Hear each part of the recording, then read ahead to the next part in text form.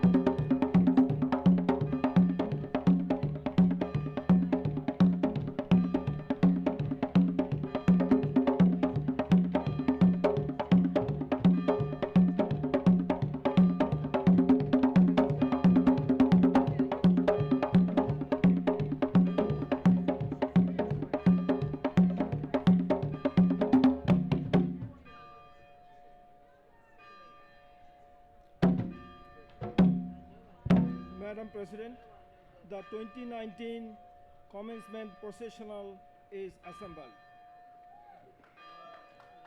Thank you, Dr. Biswa. Dr. Biswa is chair of the Faculty Affairs Committee. You may be seated.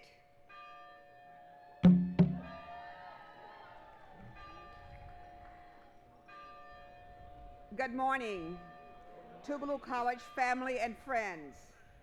First, I want to acknowledge the presence of the Chairman of our Board of Trustees, Dr. Wesley Prater, who's seated on the dais with us, and other trustees who are in the audience today, the administration, the faculty, the staff, alumni, students, special guests, and the families of the graduating class of 2019.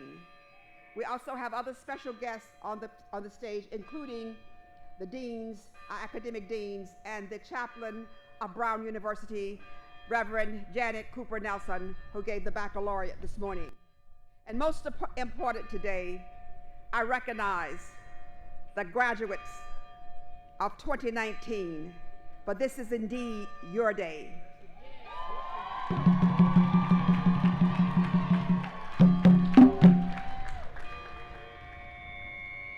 The honor and recognition you will receive today is a result of your successful work, lessons learned, and growth attained. So congratulations. Thank all of you for assembling this beautiful Sunday morning to witness this significant milestone in these graduates' educational journey at historic Tougaloo College. We extend a special welcome to alumni and friends who have joined us from across the globe as we celebrate a very significant milestone in the college's rich history, 150 years of excellence, relevance, and influence. This is indeed a day in the history of Tougaloo College that we embrace and honor. At Tougaloo College, our academic mascot is the eagle, and we embrace the spirit of eagles. The embodiment of that spirit is freedom, achievement, pride, excellence, tenacity, perseverance, and leadership, which we work hard to instill in all of our eaglets before we release them to the breezes.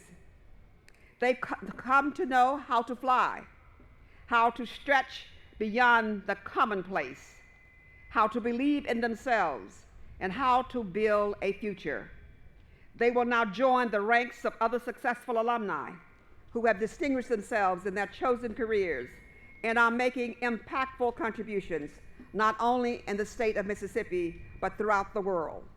At this time, it is my pleasure to bring the former college chaplain who has staying power with this college and loyalty as we seek another chaplain, Dr. Larry Johnson, who will deliver the invocation, and he will be immediately followed by Ms. Maria Thompson, the 2018-2019 Student Government Association President and Honor Student, will deliver the greetings. Dr. Johnson, please come.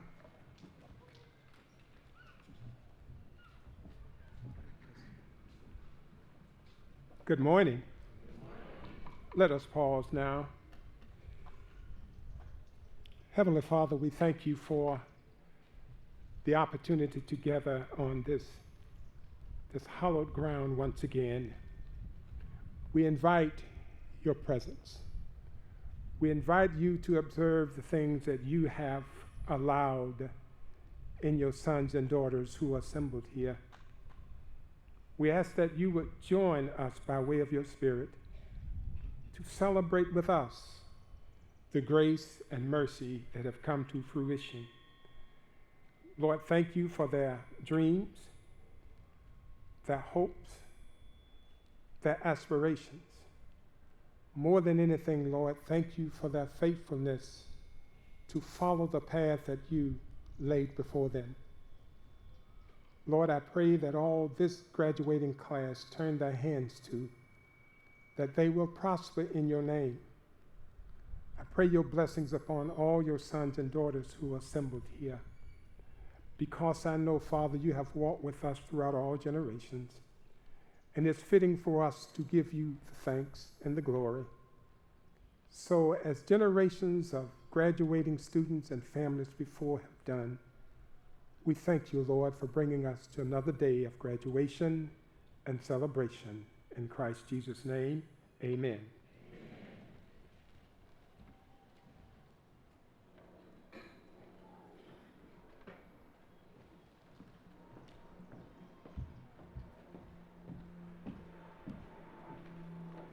Good morning. Distinguished alumni and guests, welcome to Tougaloo College's sesquicentennial commencement exercise. Tougaloo College, where history meets the future, an institution that prepares its students to not only meet the future, but through its innovative curriculum and other expanded learning opportunities, prepares its graduates to make significant contributions in society that have a global impact. To Ms. Stacey Abrams, our distinguished speaker, thank you for sharing your time with us on this special occasion, and we look forward to hearing your message. To Dr. Beverly Hogan, I would like to take this opportunity to personally thank you for your leadership at this institution. You have been a remarkable leader and an excellent role model for students. Again, I greet and welcome each of you on behalf of the entire Student Government Association and the student body as we celebrate 150 years of excellence in scholarship and social justice and graduate another stellar class. Class of 2019, congratulations.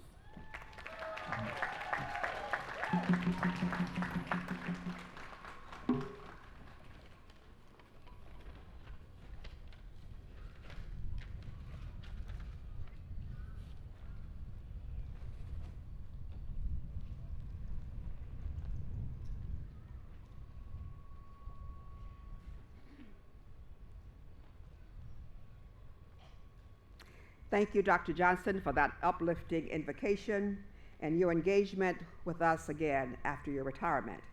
And thank you, Ms. Maria Thompson, for that warm and welcoming greetings.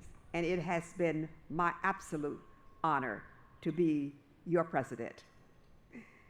Now I invite to the podium the class of 2019 salutatorian from Greenville, Mississippi, Mr. John David Johnson, who will deliver an inspirational reading.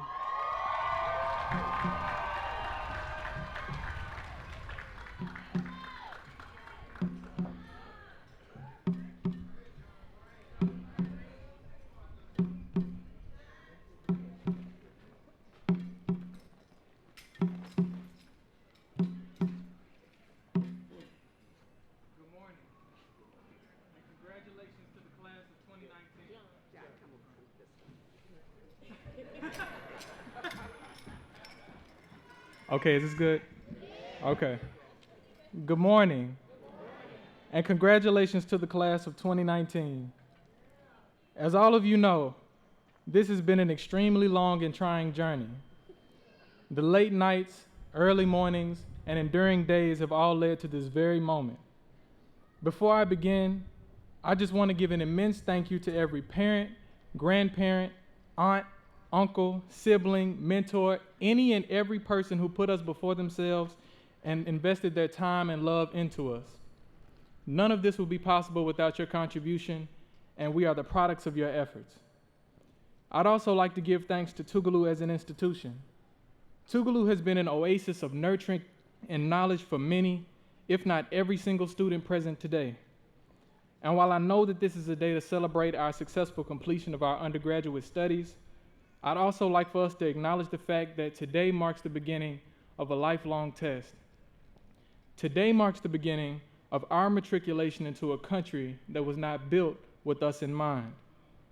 Almost every day as I walked to Kinchlow, I looked at that mansion that sits in the middle of our campus, and it reminded me of what this place used to be.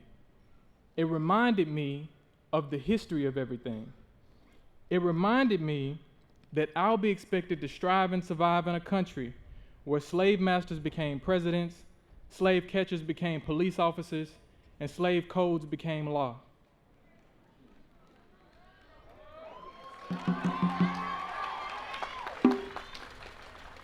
This is the motivation I took with me to every single class, and Tougaloo taught me with that same exact vigor. More than anything, I was taught the importance of seizing every opportunity to further myself intellectually, because in order to free myself from the constraints of the world, I must first become free in my mind.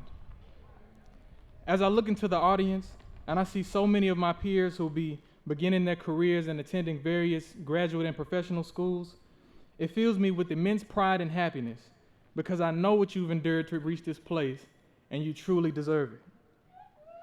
But just as I see a bright future for us all, I also see a deep-rooted and strong history. To see you all become successful is to see our ancestors' dreams realized. And I think, ultimately, it just leaves me with the question of, who could have known? Who could have known that the people they fought tooth and nail to hide knowledge from would one day become their instructor? Who could have known that the people they ran medical experiments on would one day become their physician? Who could have known that the people they tried unjustly in a court of law would one day become their lawyer? Who could have known the people whose history they tried to erase would one day become their historian? Who could have known that the slaves growing crops on these very grounds were actually the soil that we all would bloom from? Who could have possibly known that? We did.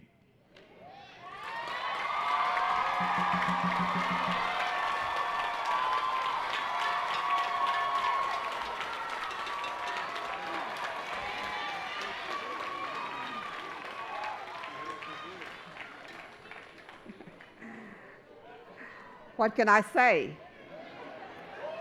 That's one of Tougaloo's finest. The spirit moved Mr. John when he was here, so thank you very much. At this time, the Tougaloo College renowned concert choir, under the direction of Assistant Professor of Music, Mr. Lawrence Abbott, will perform a musical selection.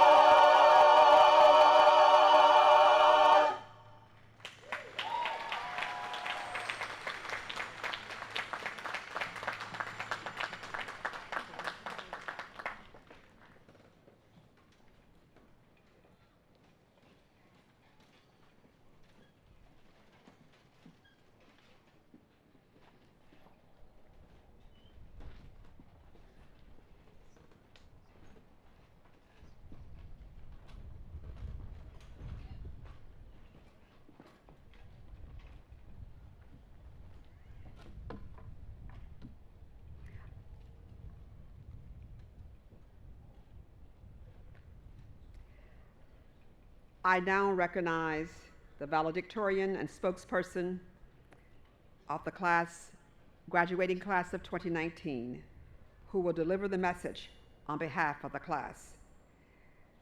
She is a Hazelhurst, Mississippi resident and a mass communication major. She is an honors student who has maintained a 4.0 average throughout her matriculation. Ladies and gentlemen, I present Chandria Sutton.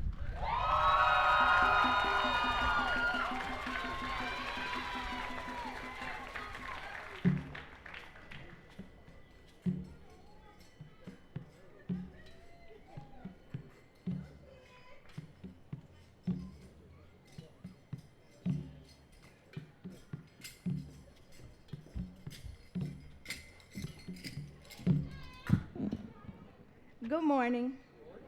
To President Hogan, our speaker, the Honorable Ms. Stacey Abrams, faculty, staff, administrators, family, friends, and last but definitely not least, the graduating class of 2019. Today is the culmination of years of hard work and dedication. All the long nights, the study sessions, the prayers, the tears, they were not in vain. They all brought us to this very moment. After today, we will become alumni of not just any college, but a historical institution that has changed the lives of many all across the world. On these very grounds where our ancestors were oppressed as slaves, we work to educate ourselves and flourish into the professionals of the future. We can rest easy knowing that as a graduate of Tougaloo, we are leaving here today knowing more about ourselves, our respective majors, our history, and our culture, and we have no choice but to be successful. And thank you to everyone who helped us to achieve this, whether it be family, friends, professors, or mentors, and especially our parents. I know that I'm grateful for my mom and my dad. We appreciate you and could not have done it without you. But while this marks a tremendous achievement, it is still bittersweet. Today we turn the page on this chapter of our lives, and never again will we be undergrads working towards our bachelor's degree at Tougaloo College. After today, we will each go our separate ways and become members of the workforce or students in graduate school or medical school or law school or wherever God takes us. I'm sure that we will all miss the friends we made, the experiences we had, and all things unique to Tougaloo. I personally will miss my family at Pope Cottage. But we are not really leaving these things behind. They have permanently shaped us and helped us to become the people that we are today, and they will stay with us forever, no matter what we do or where we go. So I say to my classmates, congratulations. We have been blessed to not only earn these degrees, but to make memories that will last us a lifetime. As the class of 2019, we should especially be proud, as we are not just any class, but we are one of a kind. Today we make history as the 150th class and mark over a century and a half of excellence and rich history. So class of 2019, hold your heads high today and always, because as we walk across that stage, we will finally spread our wings and transition from eaglets to eagles. And the best part is, this is only the beginning. Thank you.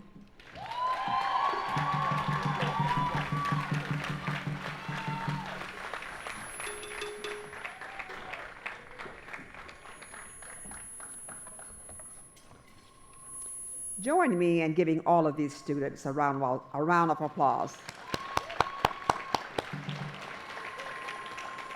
They make us proud. They are our future. Thank you, Ms. Sutton. At this time, Dr. Bianca Gardner, Provost and Vice President for Academic Affairs, will come and present the recipients for the Meritorious Leadership Awards.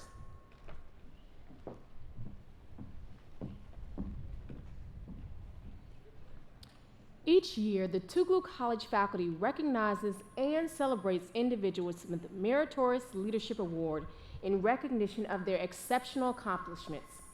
Recipients of this award are strong leaders and professionals who achieve results and consistently demonstrate strength, integrity, and a relentless commitment to excellence.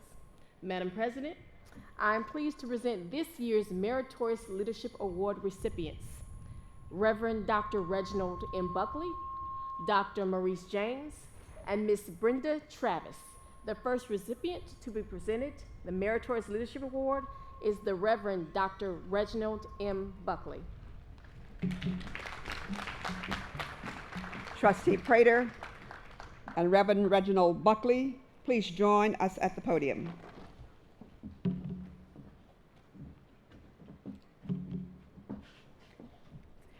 Reverend Reginald Buckley, distinguished son of Tougaloo College. Through your inspiring presence, scholarship, and godly work, you personify the undeniable truth that you've met the highest professional and personal standards for leadership and service in accordance with the expectations of your alma mater. You have distinguished yourself among your peers by your faith, dignity, commitment, and uncompromising integrity, with the impeccable ability to move people conceptually, developmentally, and spiritually into the new realms of spiritual and intellectual growth. You are transforming the Cade Chapel Missionary Baptist Church, not only as a spiritual engine of influence in our city and state, but one with social and economic impact. Reverend Reginald Buckley, today we applaud you for your achievements, magnified by your good works, leadership, and humanitarian deeds, all of which serve to create a better world for all humankind. In recognition and appreciation thereof, Tougaloo College is honored to present you the Meritorious Leadership Award as we celebrate the college's sesquicentennial anniversary, dated under my hand and seal of Tougaloo College, given this 5th day of May, 2019. Congratulations with appreciation.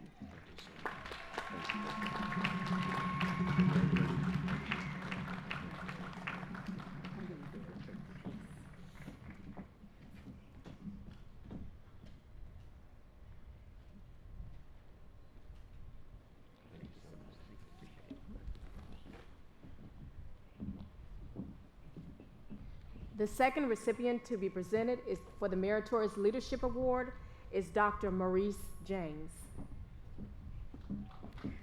Dr. James, will you join us at the podium?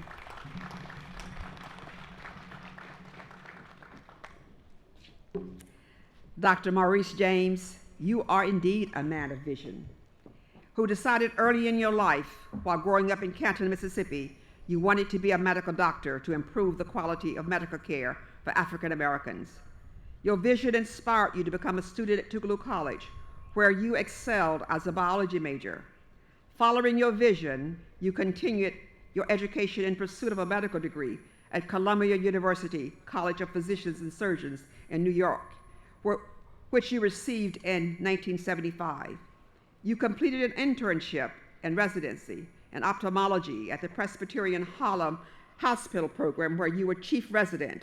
Your path forward has been paved with clear markers of an impressive roster of accomplishments and contributions. For over 4 decades, you've been a dedicated practicing physician in ophthalmology. You are a history maker as the first board-certified African-American ophthalmologist and the first African-American video retina specialist in the state of Mississippi. The breadth of your interests and accomplishments interweave the skills of a practitioner, scholar, lecturer, researcher, leader, and author of an impressive list of publications. Dr. Maurice James, your life work has been inspiring as you've used your gifts to improve access to health care and to empower others to education. You've helped to make our world a better place. Today, we're pleased to acknowledge and salute your impressive accomplishments in humanitarian reach. Upon the recommendations of the faculty and approval of the Board of Trustees, it is our privilege to present you the Meritorious Leadership Award in this year's college's sesquicentennial anniversary, dated under my hand and the seal of Tougaloo College, given this 5th day of May, 2019. Congratulations, and with much appreciation. Thank you.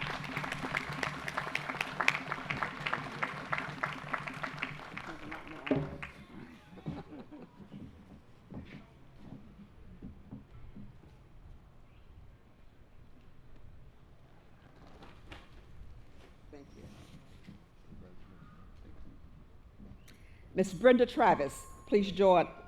Oh, that's right. Excuse me. I'm sorry. I'm getting ahead of the provost. It's okay, she's the boss. The final recipient to be presented the Meritorious Leadership Award is Ms. Brenda Travis. Thank you. Ms. Travis, now, will you please join us at the podium?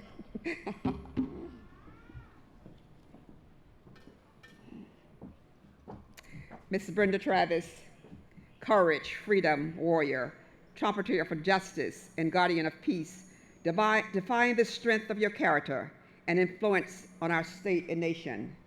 Your sacrifices to change the injustices that limited individuals and society have been unyielding.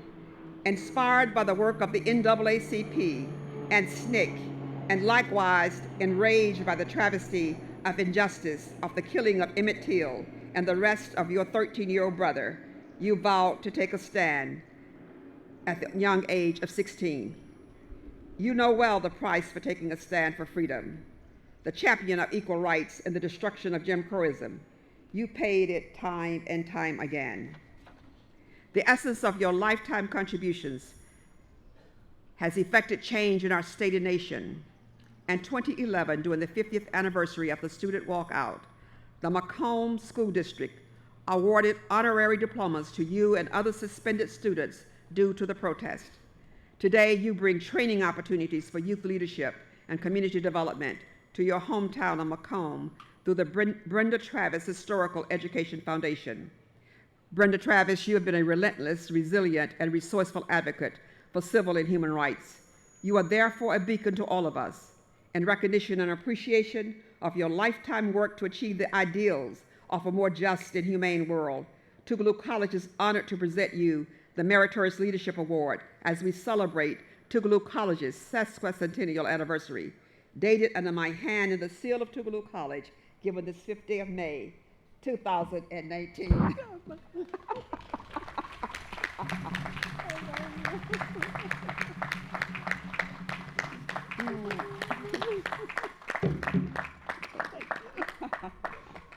Congratulations, with so much appreciation.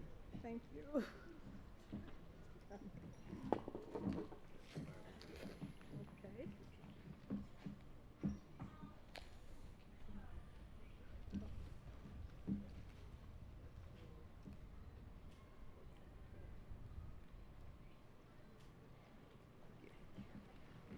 much. Appreciate you.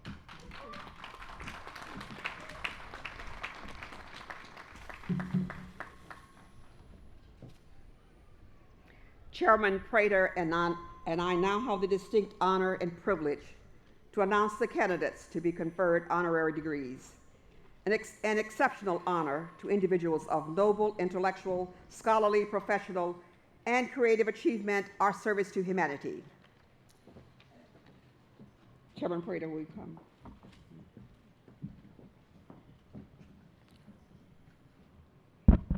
Good morning, Tougaloo College family.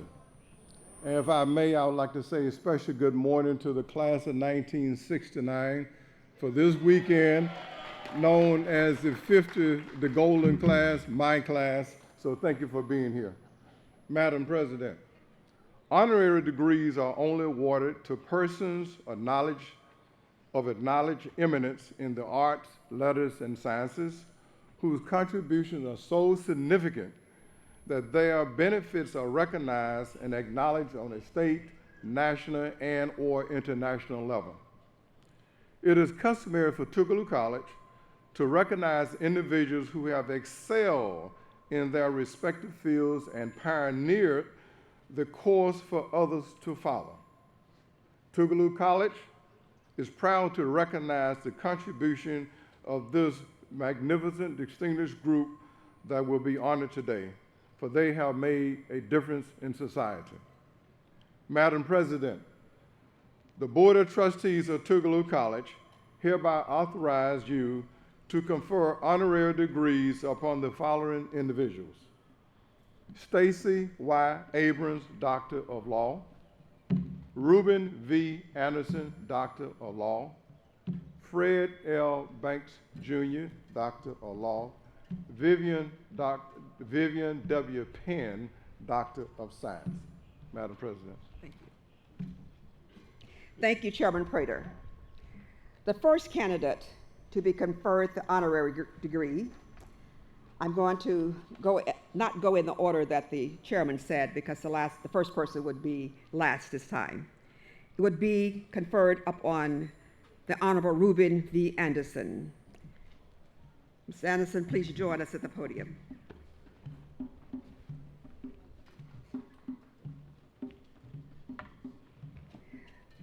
And I think there's a young lady that wants to come up here and stand with you. My wife. That's your daughter, Raina Anderson, who's a graduate of Tougaloo College and also followed in her father's footsteps at the University of Mississippi Law School.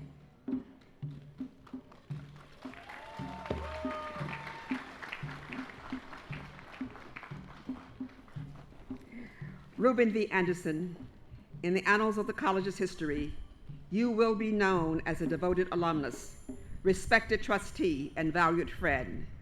In the World Book of Records, you will be noted as an accomplished lawyer, an eminent jurist, a philanthropist, a bridge builder, civic leader, and precedent setter. You've lived the ideals which our democratic society cherishes while breaking barriers and defying stereotypical myths that limit individuals and societies. A pioneering jurist, you blazed a path of progress that changed the face of the state's judicial system.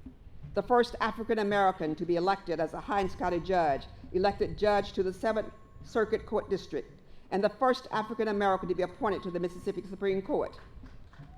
The breadth of your courage and the strength of your leadership have been demonstrated in the myriad of other capacities you were called to serve. The first African American to graduate from the University of Mississippi School of Law, an enterprising young civil rights lawyer, chairman of the Board of Trustees of Tougaloo College, president of the Mississippi Bar Association, corporate attorney, and board member to several Fortune 500 corporations. In each capacity, you have manifested an unwavering devotion and commitment to the ideals of a democratic society. Your firmly held beliefs in faith and the power of human beings to overcome prejudice and live by the rule of law are a beacon to all of us. Your dedication to the economic, educational, political, and social advancement of our state and nation is evident in your role in the establishment of the Jackson Medical Mall, the East Center at Jackson State University, the Reuben V. Anderson Pre-Law Program at Tougaloo College, and the Mississippi Civil Rights Museum. You have consistently used your legal acumen, masterfully brokering skills, and compassion for humanity to effect change, create opportunities to elevate our communities, and to help people to achieve higher aims. Your moral and ethical compass has been a source of encouragement, enlightenment, and hope in a sometimes jaded world. Reuben V. Anderson Tougaloo College is privileged to honor your life, your accomplishments, and your contributions in the year of its sesquicentennial anniversary. Upon the recommendation of the faculty and the approval of the Board of Trustees, it is a privilege to confer upon you our highest honor, the degree of Doctor of Laws, with all the rights and privileges pertaining thereunto. In token of this act, we bestow upon you the hood of this institution and granting you this distinction, dated under my hand and the seal of Tougaloo College, given this 5th day of May, 2019. Congratulations, Dr. Reuben V. Anderson.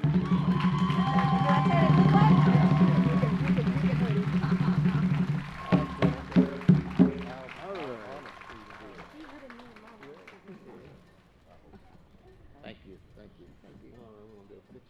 Yes. Is that right? Yes.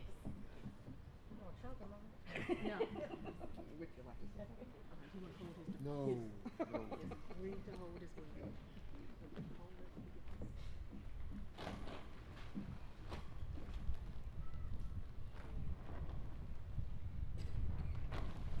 I'd like to see that picture of y'all.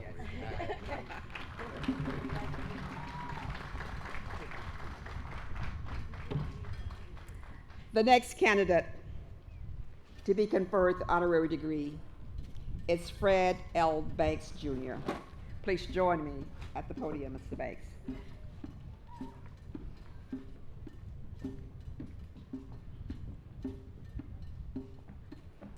Fred L. Banks, Jr., you have been described as a champion of the law, a sharp and fearless trial lawyer, a tough, fair, and thoughtful jurist, an accomplished commercial litigator, and an exemplar of reasoned judgment. Your jurisprudence manifested a deep regard for the dignity of every individual, fairness in the enactment of a humane and just system, and balancing the scales of justice. Your life is a symphony of admirable accomplishments and impactful contributions in the pursuit of the common good. Coming of age in the state of Mississippi of the 1950s and 1960s, you understood the perils of a separate and unequal society. You chose the field of law to equip you to help achieve justice and equality for African Americans. Using your immense legal talent, you fought and won many battles for justice to prevail, implementing civil rights legislation and desegregating the public schools in Mississippi. A patron of justice, you served as a legal counsel for the NAACP Legal Defense and Educational Fund and as a member of the NAACP's Board of Directors for many years. Your life work has been that of service. You served in the legislative and judicial branches of Mississippi state government. As a member of the House of Representatives, you chaired the Ethics Committee and Judiciary Committee. You served as a circuit court judge for the 7th Circuit District and as a Supreme Court Justice. You've held appointments on a number of commissions in the state and federal level. In all of your varied roles, you helped to add depth and subtlety to discussions that inform democratic decisions. With your knowledge and integrity, civil and professional demeanor, you have created respect for your work and achievements, and through your well-balanced decisions and actions, you have fostered understanding among opposing forces with diverse opinions, effecting change on a global scale. Fred L. Banks, Tougaloo College is privileged to honor your life, your accomplishments, and your contributions in the year of his sesquicentennial anniversary. Upon the recommendation of the faculty and the approval of the Board of Trustees, it is a privilege to confer upon you our highest honor, the Doctor of Laws, with all the rights and privileges pertaining thereunto. And in token of this distinction, this honor, we bestow upon you the hood of this institution and granting you this distinction. Congratulations with appreciation.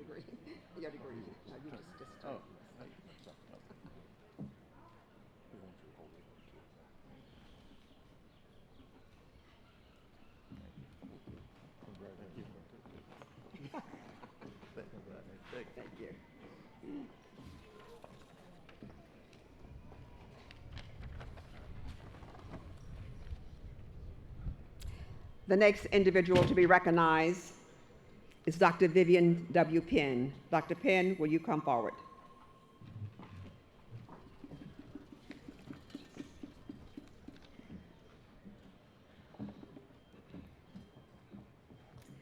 Dr. Vivian W. Penn, it has been said that you changed the face of medicine.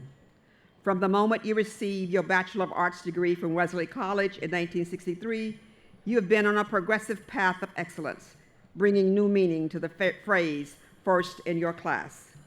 You sojourned through the University of Virginia School of Medicine, earning your medical degree in 1967, the only woman and African American in the class, and completed your residency in pathology at the Massachusetts General Hospital in 1970, while also serving as a teaching fellow at Harvard Medical School.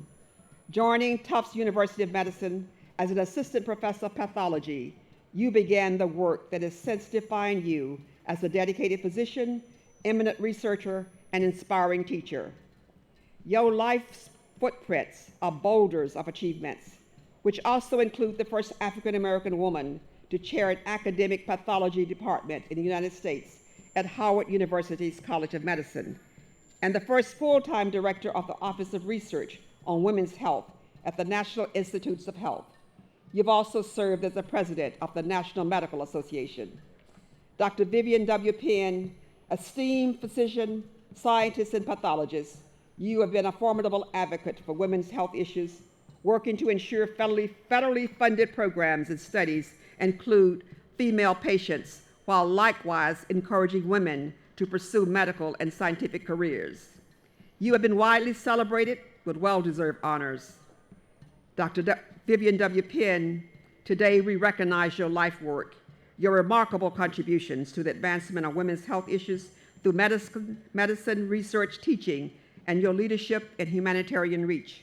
And upon the recommendation of the faculty and approval of the Board of Trustees, Tougaloo College is pleased to recognize you and the distinction of your career by conferring upon you its highest honor, the degree of Doctor of Science, with the rights, privileges, and distinction thereunto appertaining, dated under my hand and the seal of Tougaloo College, given this 5th day of May, 2019. And in recognition, we bestow upon you the hood of this institution.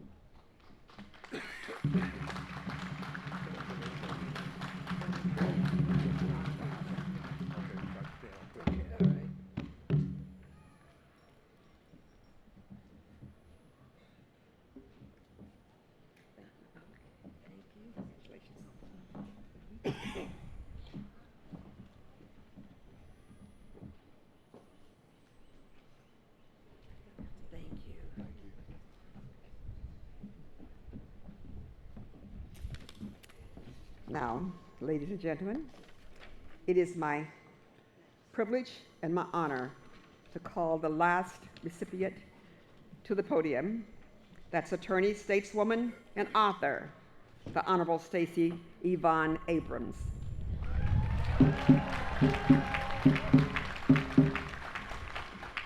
Stacey Yvonne Abrams, you've stepped into history. You are a force of nature divinely positioned to be the formidable stateswoman that you are. Growing up in Gulfport, Mississippi, under the loving influence of parents who are our alumni at Tougaloo College, you understood responsibility, passion, and purpose. You dipped your pen in the inkwell of public service while you were a high school student working as a typist for a congressional campaign and later as a speechwriter. While a college student at Spelman, you worked in the office of Atlanta Mayor Maynard Jackson. You interned at the U.S. Environmental Agency and participated in protests in opposition to the Confederate flag. You are a Harry S. Truman Scholar and studied public policy at the University of Texas at Austin, where you received a Master of Public Affairs degree. You later earned your Juris Doctorate from Yale Law School. In the right places, doing the right things, having the right focus, you made strategic marks on your life map, arriving where you are today, a respected stateswoman, prolific writer, a reasoned voice for the future, and your life map is not fully drawn. Your illustrious career is decorated with roles of transformational impact: legal practitioner with a focus on tax-exempt organizations, healthcare and public finance, Deputy City Attorney for Atlanta, legislator in the Georgia General Assembly, where you served as a House Minority Leader, and the 2018 Democratic gubernatorial candidate, becoming the first African American female in the United States to be a major party's nomination for governor. The arc of your career and unrivaled achievements reflect the scale of your interests and the ability to integrate your focus on civil and human rights, courts of democracy, and equal treatment through all aspects of your life work. A generation of young women have seen you model leadership and advocate for inclusion. They have witnessed your commitment to securing a better life for all Americans and your leadership and beliefs in the dignity and possibility of our country. Your integrity and courage inspire admiration and imitation, and your example strengthens our hope that the daybreak of justice, peace, and equality may still come. Stacy Yvonne Abrams, in recognition of the distinction of your achievements, influence in a changing world, and humanitarian reach, and upon the recommendation of the faculty and approval by the Board of Trustees, Tougaloo College is pleased to confer upon you its highest honor, the degree of Doctor of Laws, with all the rights, privileges, and distinction thereunto appertaining. In token of this act, we bestow upon you the hood of this institution and granting you this distinction, dated under my hand and the seal of Tougaloo College, given this 5th day of May, 2019.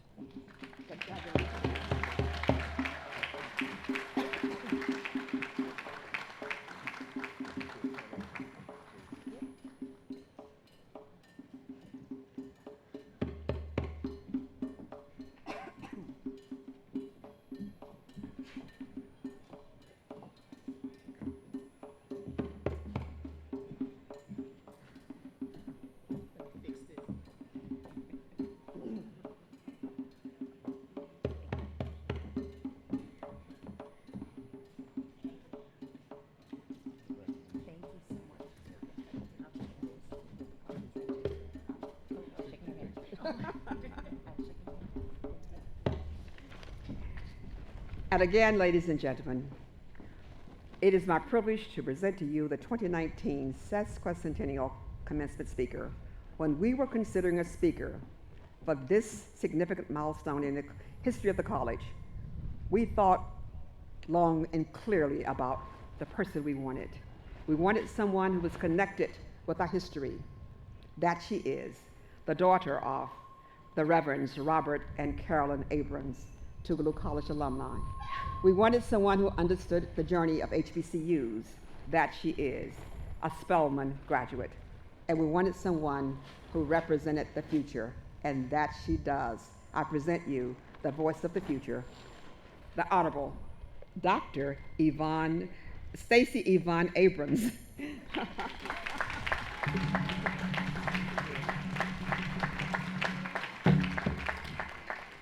Thank you, Dr. Hogan.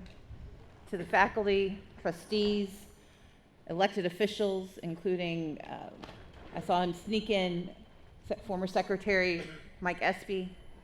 To my fellow honorary degree recipients, the Meritorious Award recipients, family, friends, and the most important people here today, the graduating class of 2019. Thank you.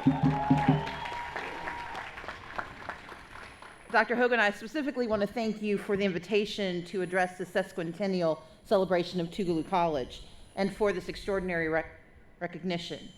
Your 17 years of service to Tougaloo, not only to this college, but to the legacy of academic achievement, of social justice, and community engagement will never be forgotten. And they will continue to serve the school, the city, our state, and our nation. Thank you so much, Dr. Hogan. Now, Tougaloo College has been part of my life for as long as I can remember. Indeed, for a time, I thought Tougaloo was the only college in America. And that's even though my mother was a college librarian. I just thought that was a word that they let them use because Tougaloo College was the only real campus. You see, my Aunt Max, my father's oldest sister, is a graduate of Tougaloo College. My Uncle Kenneth, her husband, is a graduate of Tougaloo College. My mother, Reverend Carolyn Abrams, is a 1972 graduate of Tougaloo College. My father, the Reverend Robert Abrams, is a 1971 graduate of Tougaloo College. I'm not done yet. My older sister, Andrea, Dr. Andrea Abrams, did her first year of college here at Tougaloo. My sister, Leslie, a federal judge in Georgia, did a semester here at Tougaloo College. I apparently got confused and went to Spelman. But even then, I understood that if I wasn't going to Tougaloo, I was going to an HBCU. And that not only got me, it got my brother Richard, who attended Payne College, and my brother Walter, who attended Morehouse College. So they got us all. But the thing of it is, I understood the legacy of Tougaloo not simply from what my parents would say, but from what they showed us. My mom and dad, who were sitting over there, I'm going to make them stand up for a second, Robert and Carolyn Abrams.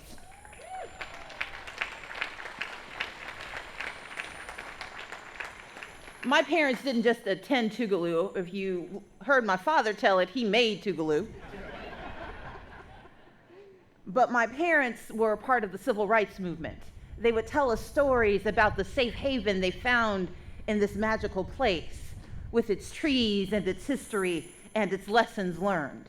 They told us stories of how my mother decided to keep dating my father even after she came to college here with him, and they fell in love again and again and again, so much so that they married at Tougaloo College, had their first child at Tougaloo College. So according to the story of my family, this is where you find your love, your career, and your future in the magic of Tougaloo College. And I'm here to tell you, brainwashing works. Now, to the class of 2019, I recognize that you all are 2 speeches away from getting out of here. You're not supposed to laugh at that one. But I came today to offer a little bit of advice. You see, I've learned, like most lessons, through a series of trials and errors, of successes and failures. And though you're half listening when I talk to you, thinking about the after parties, I want you to know that I'm here today because I believe in you. More importantly, because I know you. I know some of you are trying to figure out what happens tomorrow and the day after that and the day after that. Some of you have already plotted your life plans. You have markers on the road to success. And some of you are just thanking God that people didn't look too closely at your GPA. But all of you stand as testament to what not only Tougaloo College and HBCUs can produce. You stand as testaments to who we are. As John David Johnson so eloquently stated, who knew? You did. And as Sharia, who apparently does not sleep, explained, you all are the future of this college and of our country. But I'm going to give you a little bit of advice before I take my seat. I'm going to talk to you about exceeding your own expectations and theirs. I'm going to talk to you about owning your opportunities and about how to fall and still prepare to win. Now, in 2018, some of you may have heard, I ran to be the governor of Georgia. In the first few weeks after I declared my candidacy, thank you. In the first few weeks after I declared my candidacy, I was in the process that every candidate goes through, as a lot of the elected officials here understand. It's called dialing for dollars. You're supposed to start with your family and friends. My family doesn't have any money, so I started with friends. And you're calling them to ask them to invest in your future, in your vision, in your campaign. I reached out to friends and family and to friends of family and family of friends. I was on the quest to raise enough money to run for an office that no black woman had ever held in the history of the United States of America. And I did so knowing I was approaching this as a daughter of the South, as someone who was Mississippi raised and Georgia grown. I did this as someone who did not have a roadmap to follow because no one any of us knew of had ever made it that far. And so I called people who'd known me and loved me for years, people who'd invested in my first campaign for state legislature, who lifted me up when I served as the first woman to lead a party in the history of the state of Georgia. And when I called them, many of them said, yes, I'm happy to help, but a few of them, in fact, more than I expected, said, well, you know, Stacy, we think you're so smart. We think you're incredibly capable. You'd make a great governor, but you're a black woman. They whispered it to me like they were giving me a diagnosis of a terminal illness. My response was, I know, I've seen me. I was a black woman when you helped me the first time. I was a black woman when I led the state of Georgia's House Democrats to forcing back some of the worst and most draconian bills in Georgia history. I've been a black woman my entire life, but thanks for noticing.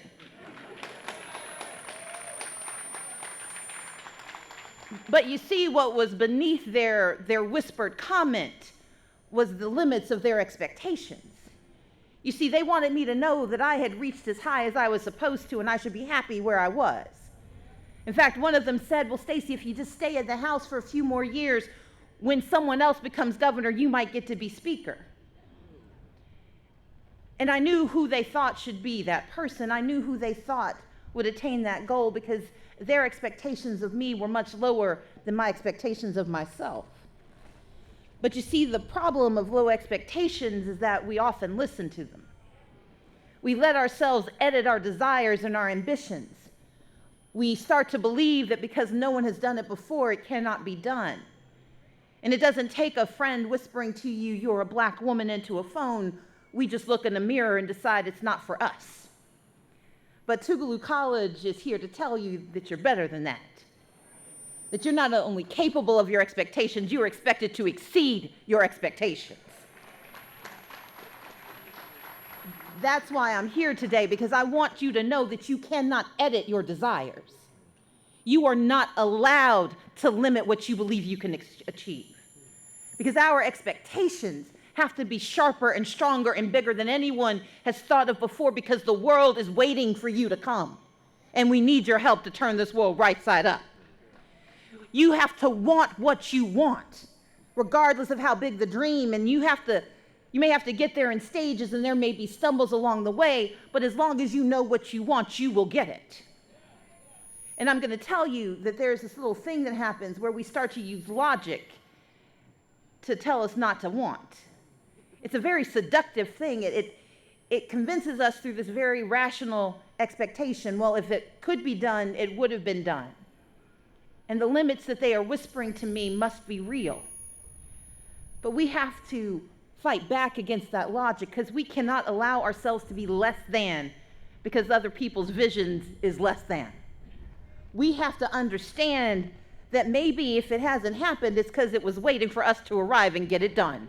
That is my expectation of you. But the way we exceed expectations is to know the difference between desire and dream and doing. Because often hard work looks like opportunity, and opportunity looks a lot like hard work. But dreams feel good, they wake us up. But plans get us there. I have a spreadsheet that I've had since I was 18 years old, when a boy named Chad broke my heart and I decided I'd show him. I did a spreadsheet of all the ways I was going to be successful and rub it in his face in 20 years. I'm pretty close to getting it done. But the thing of it is, I wrote it down. I didn't just keep it in my head. I didn't just whisper it to my friends. I wrote it down so I could hold myself accountable. The way we exceed our expectations is to hold ourselves accountable to those dreams we've had and the plans we've made. And it's not enough to say, I want. We have to say, why do I want it and how will I get it? And you all have been trained by one of the best colleges in the country to figure out how you're going to get it. So I expect you to get it done.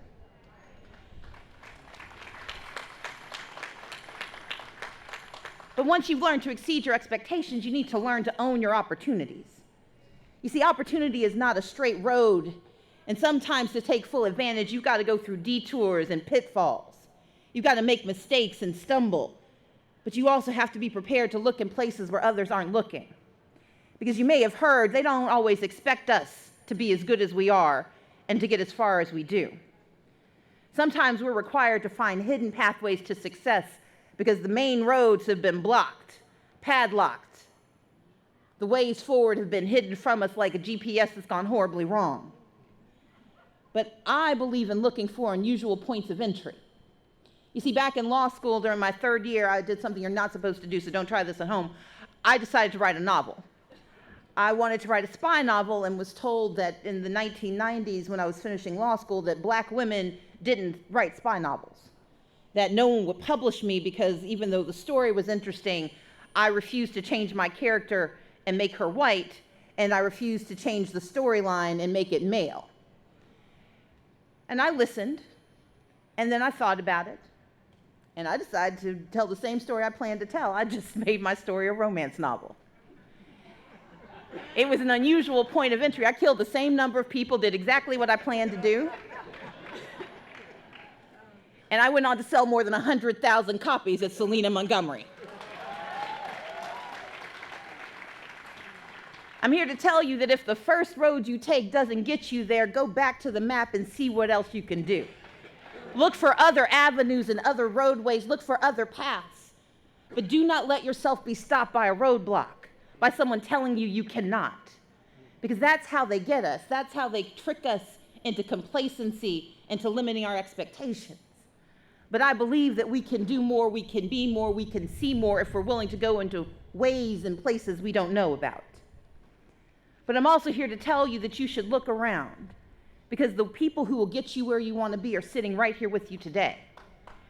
You have to learn to use your networks, the alumni network, and when they ask you for money, give it to them. Because the thing of it is, when you hear about the good old boys network or the clubs, those are just ways of saying they help their own. And my expectation is that you will help each other and help your own. And don't just look to the CEOs and the presidents of the boards and the presidents of the college.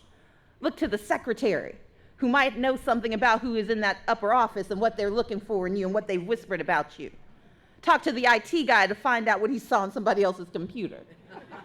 Make sure you talk to your friends and your allies, the people you're competing with, because the thing of it is, none of you are going to get anywhere if you're constantly pulling each other down. But when you work together and network together to lift each other up, you can achieve anything. You see, this year when I ran for governor, I didn't run by myself. My friend Ben Jealous ran in Maryland, and my friend Andrew Gillum ran in Florida. And while we did not get as far as we wanted, we got further than anyone expected, and we will run again, and we will try again, and we will win again, because we are doing this together. To own your opportunities, utilize your networks, look for hidden pathways, but understand that the biggest obstacle to owning opportunity is often ourselves. See, you are now college educated, but don't fall into the trap of false humility. You see, you're going to leave here proud of yourself until someone points out that you didn't go to X college or Y college, that you didn't study this thing or know this person. Or worse, they're going to tell you that you shouldn't be so uppity and think so much of yourself, that you're supposed to be humble and self-deprecating. I did that for a while, I think 2 or 3 days. Until I realized that what people were calling humility was self-effacement. What they were asking me to do was to deny my own agency. People get upset when I say I'm smart. I've met me, I'm pretty smart. But the thing of it is, self-effacement doesn't mean you don't acknowledge who you are and what you know. Self-effacement is when you deny that it means anything. But humility is when you recognize that your achievement does not make you better than anyone else. You can be proud and confident and humble at the same time. I know what I'm capable of, but I know I can't get there alone. And while I know a lot, I've got much more to learn. That's humility, but that is not self-effacement. And the thing of it is, we are taught, especially as people of color, as graduates of HBCUs, that we are supposed to deny our own agency, to undermine what we've accomplished. Well, I didn't do it, someone else did, or it wasn't really me, it was a team effort. Recognize the team, but take credit for what you've done. Because the thing of it is, the team doesn't get a promotion, and the team doesn't pay your bills. And so you have to own your capacity and your opportunity. Don't deny yourself progress, but do it in a way that creates space for others to join you. Own your opportunity by owning your ownership of yourself. Be wholly who you are, but create space for being better than you are. But last, you have to learn how to fall and prepare to win. You may have noticed that I'm not the governor of Georgia. Now, we could go into all the reasons why, but I only have another 10 minutes. So I want you to understand how I prepared to fall and prepared to win. You see, we all have things we want. We have ambitions that we set. We have dreams that we have nurtured and set pathways for. I raised $42 million in my gubernatorial campaign, more money than anyone has raised in the history of the state of Georgia.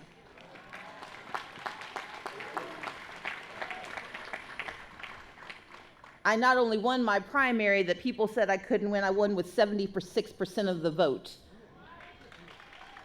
And in the general election, we transformed the electorate of Georgia. We tripled Latino turnout, tripled Asian Pacific Islander turnout. In 2018, we increased youth participation rates by 139%. We increased black participation rates when we were told that you couldn't do higher or get better than President Obama did in Georgia. In 2014, when we had a really good turnout year, 1.1 million Democrats voted in the state of Georgia. In my election in 2018, 1.2 million black people voted for me.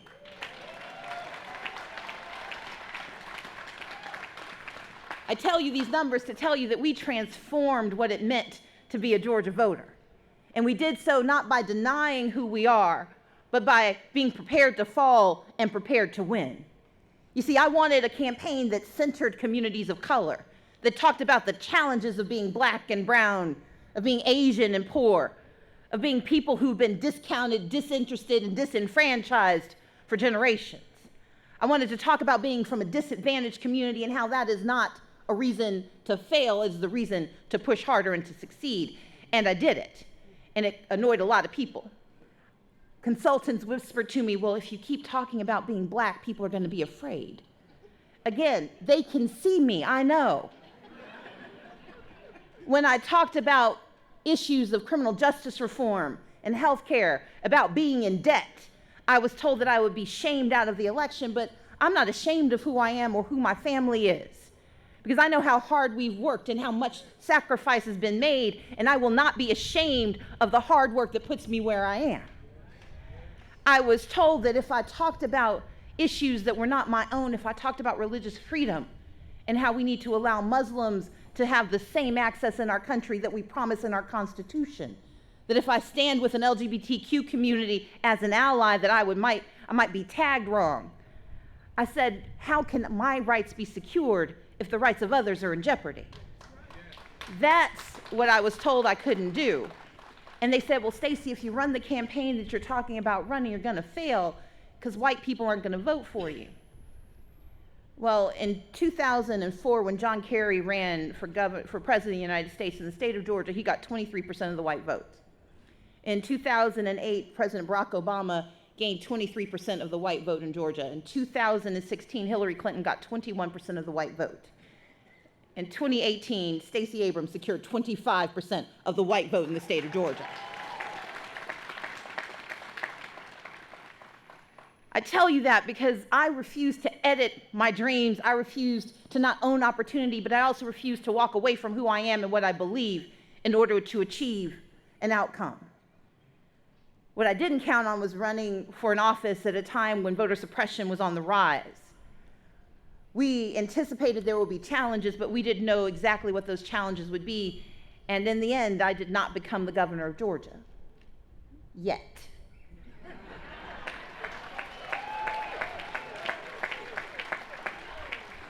Now, that's not an announcement because apparently there's this presidential contest happening, and I'm looking at that too. And there are jobs in between. But I tell you this today, class of 2019, because I want you to hear me clearly. I did not fail. I fell. And here's the difference. Failure is a moment. Falling is an activity. But rising up and moving forward, that is your obligation. That is your ambition. And that is your opportunity. That is what we are here to do. Because in the aftermath of one of the hardest moments of my life, I have been given a platform to talk about issues that matter to all of us. I've been able to take advantage of opportunities I didn't know exist and places I didn't know would welcome me in because I refused to let a moment's faltering determine the future of my life. There was an article written about me today in the Atlanta Journal-Constitution that said that people are surprised I won't just go away. Well, my work's not done, and your work is not done, because you have to prepare to know that you're not going to get everything you reach for, but we all expect you to reach as far as you can. And when it doesn't work out, when you don't get all the votes that you are entitled to or that you worked for, when the promotion goes to someone else, when the class you took was a little harder than you expected in grad school, when your friends are reporting higher salaries than you have been able to attain, you're going to worry that you failed. You are going to make mistakes. You are going to fall. but you only fail if you stay down there. You only fail if you refuse to get back up. You only fail when you decide that you've reached the limits of your opportunity. I wrote a book recently, and the first chapter was the chapter that I believe is the most important. It says, dare to want more. Because hope hurts. Hope is painful because it lets you keep thinking there's more out there. Winning hurts because it makes you think that if you win this time, you got to win again and again and again, and sometimes it works and sometimes it doesn't. But if you show up, if you act boldly, no matter where you go, no matter what you do, you will have grown and become stronger. But you got to remember, you're not in this for you alone. You're in this for the folks who are outside these gates who don't know how to get into Tougaloo College. You're here for the ones who've been to the school but couldn't afford to stay. And you're here for the ones who never dream that what you have today is possible. I'm the daughter of legacy.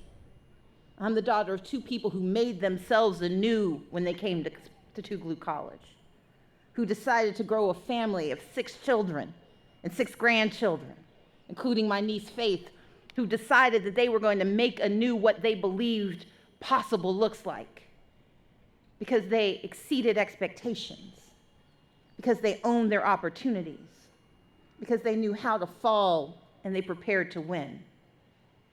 But they never forgot that we rise by lifting others, that we succeed by changing the lives of others, that we speak not for ourselves, but for those who look like us and think like us and may never know that their voices work.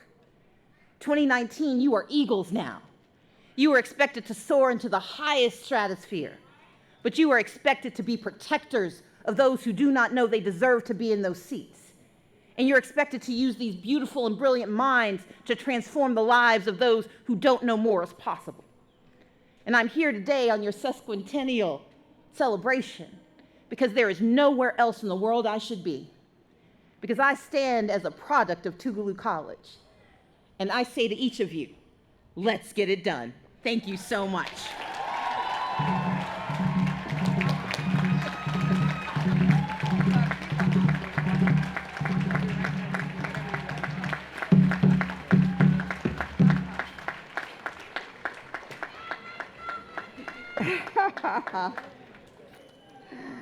Let's give Miss Abram another round of applause. That was absolutely outstanding.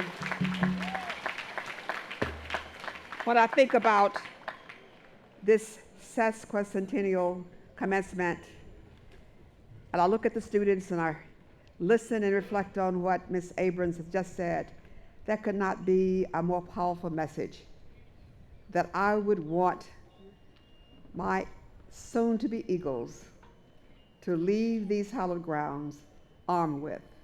Thank you so much. Thank you so much.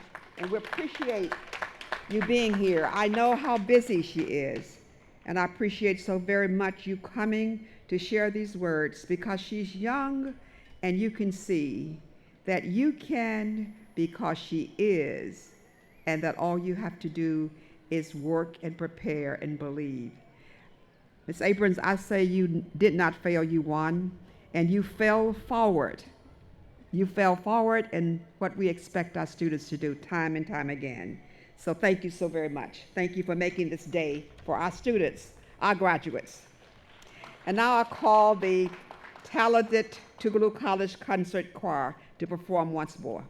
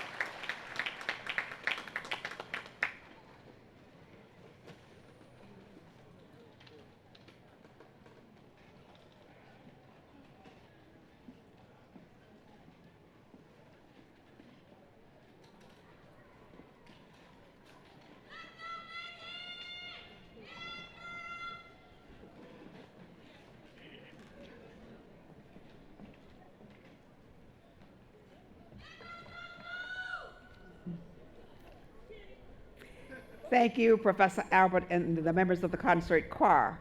I think I'm going to have to take one of the CDs with me in my retirement years so I can just turn it on, because I know among the many things I'm going to miss, it will be your melodious voices. We have a lot of special people here today, but we have two special groups, and I want to take the time now to recognize them. It is my honor to congratulate and recognize the distinguished members of the civil class of 1994. They're in the civil robes. Please just stand. They're here celebrating 25 years of service and leadership after leaving this great institution. Thank you for being here. Thank you for what you're doing in the larger world. Thank you. And the next group is the enterprising golden class of 1969. It is always an honor to confer diplomas. However, to confer these particular diplomas is a very special honor because they are conferred upon alumni who are celebrating 50 years of outstanding service and leadership, not only to our alma mater, but to the world. This is a class that has been said that anything that America and the world needs can be found in this class, and I agree with them. I agree with them. They have indeed paved the way for these graduates of 2019, as well as others to follow. Now, by virtue of the authority vested in me by the Board of Trustees, I hereby do confer these golden diplomas with the rights, privileges, and distinction thereunto appertaining, dated under my hand in the seal of Tougaloo College, given this 5th day of May in the year of our Lord 2019. Now, will the distinguished members of the golden class of 1969 stand and come forward?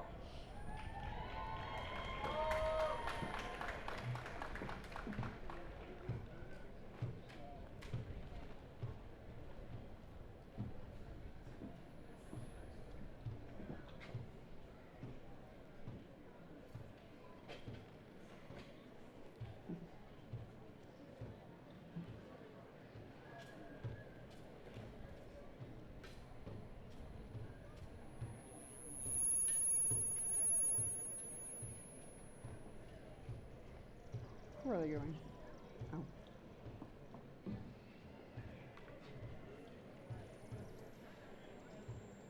They're coming up this direction.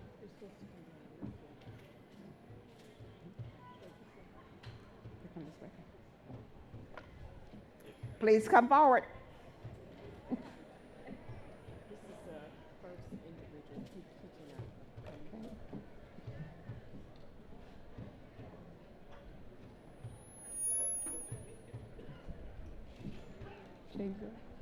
The first individual will be James P. Adams, Jr., and I understand that he will not be walking across the stage, so I want to recognize him at his place.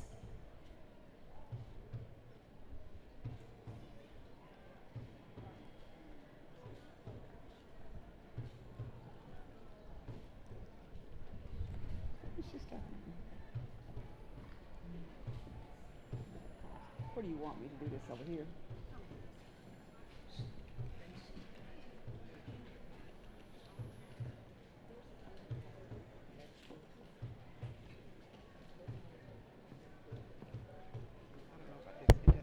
Yes, it is.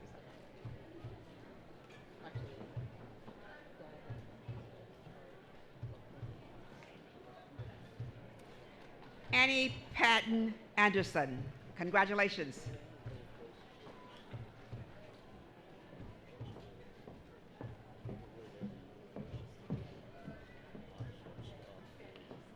Jimmy L. Armstrong.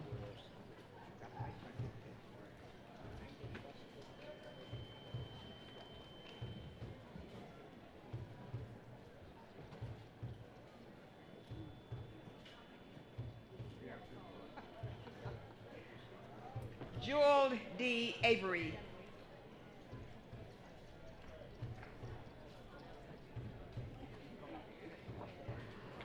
Willie Bailey.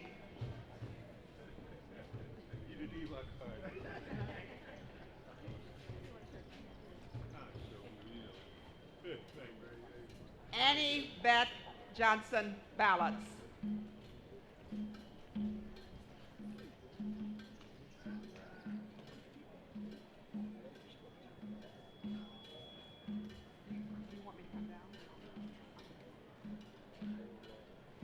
Shirley Jean Phillips.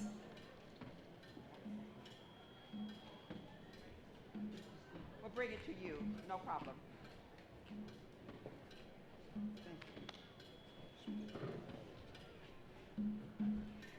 Jacqueline Bartley Bland.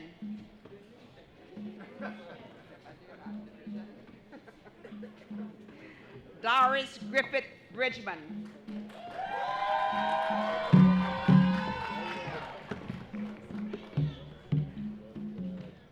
Barbara Sias Chin.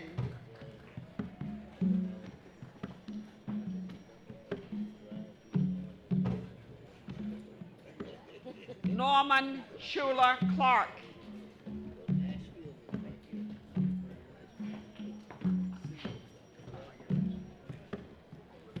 Willie Collins.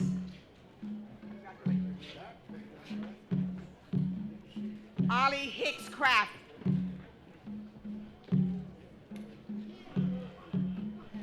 Willie Craft.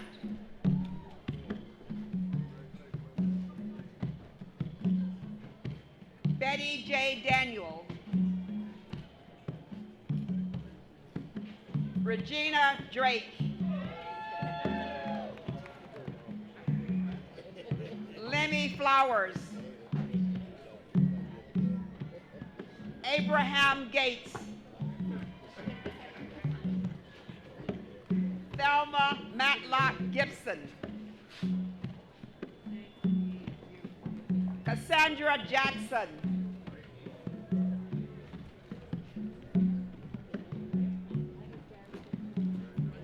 Shirley Cox Gordon.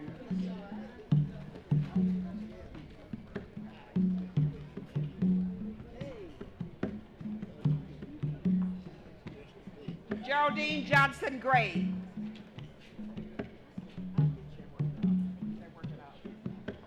Thomas Gray.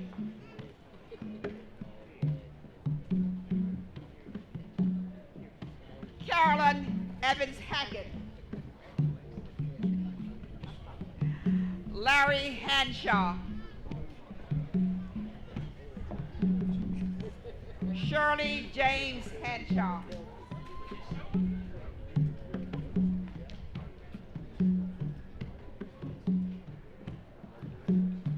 Melton Harris Jr.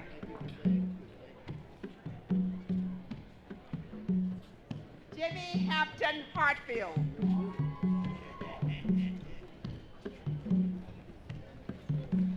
Mary Ruth Haynes.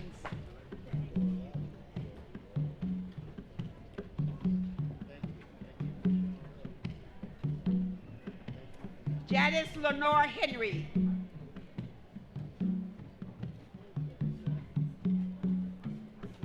Georgia Holton Hoskins. Joellen Smith House.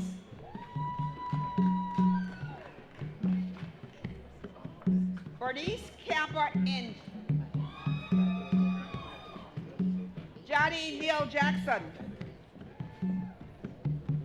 Theodore Waite Johnson.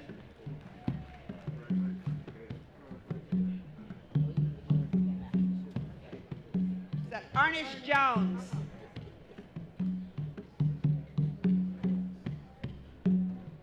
Congratulations.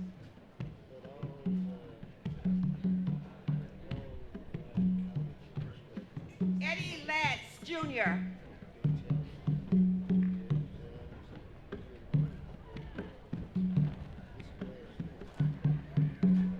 Maria Jones Larry.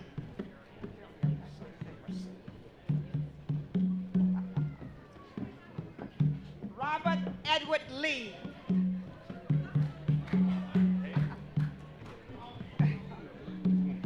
Trussell Edward Lewis. Joyce Bolden McNair. Jerry W. Nickens. Evelyn Cannon Jeroge. Let me do that again. Evelyn Cannon Jeroge. Thank you. Paulette Hayes Patton.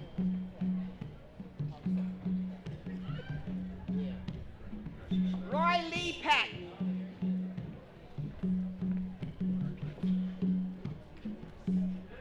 Wesley F. Prater. Charmaine Hill Taylor. Malcolm Taylor.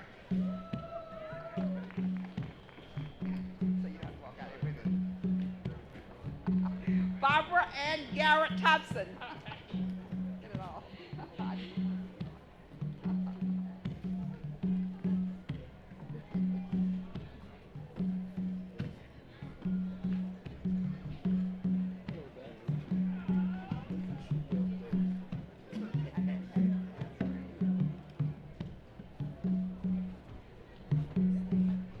Michelle Turner.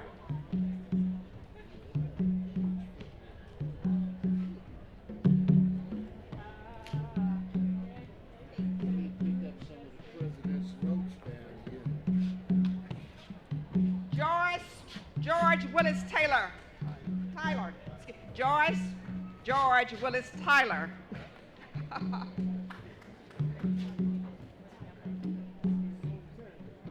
Dorothy Ann Bong.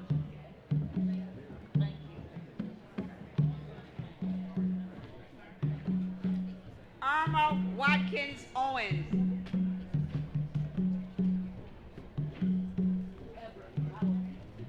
Robert Charles Watson.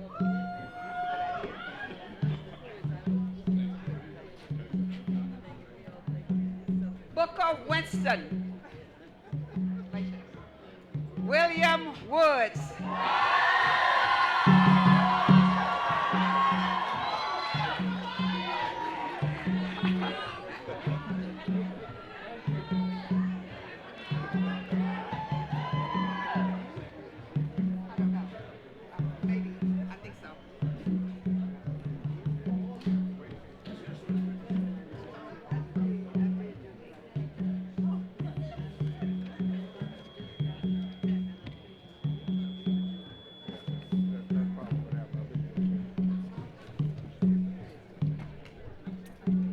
As the golden class of 1969 take their seats, let's give them another round of applause and congratulations to all of them.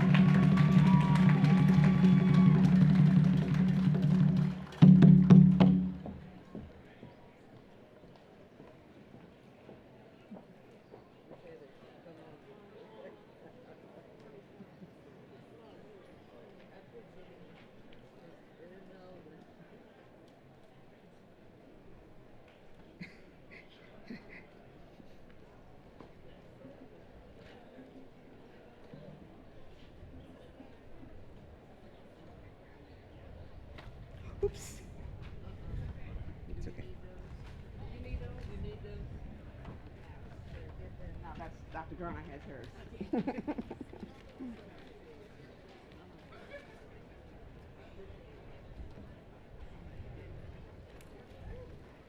Okay, now Dr. Garner, this time Professor Garner will come and announce the 2019 graduates who are graduating with academic distinction and present the candidates for the degrees. Dr. Prater, I think we're going to need you back up here.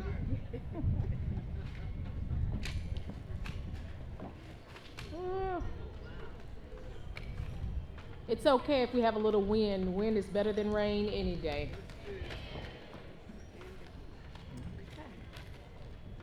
Candidates for bachelor's degrees who maintain high scholastic rankings while matriculating through Tougaloo College graduate with academic distinction.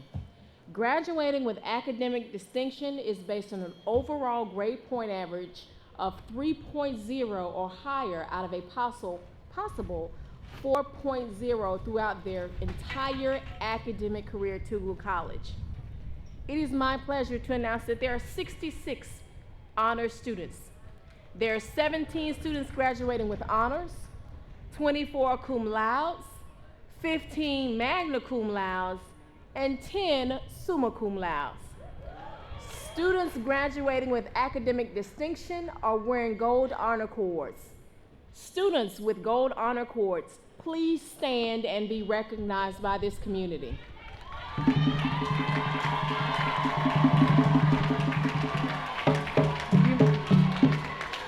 You may be seated. Congratulations.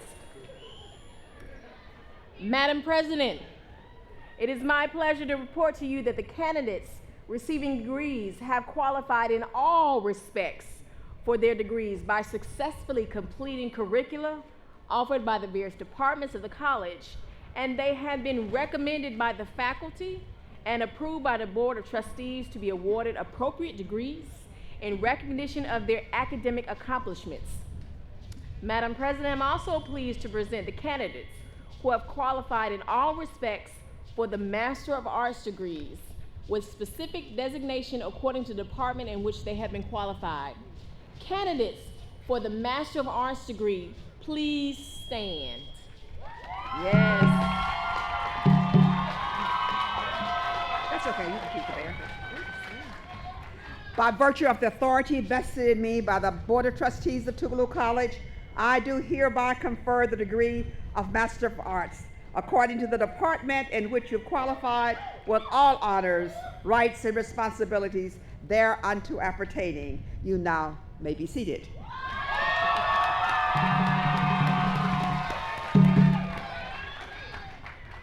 Madam President, I am pleased to present the candidates who have qualified in all respects for the degree of Bachelor of Arts and Bachelor of Science with specification according to the department in which they have been qualified.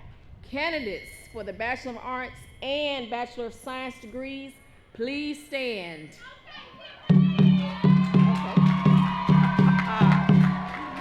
By virtue of the authority vested in me by the Board of Trustees of Tougaloo College, I do hereby confer the degree of Bachelor of Arts and Bachelor of Science according to the department in which you have qualified, with all honors, rights, and responsibilities thereunto appertaining.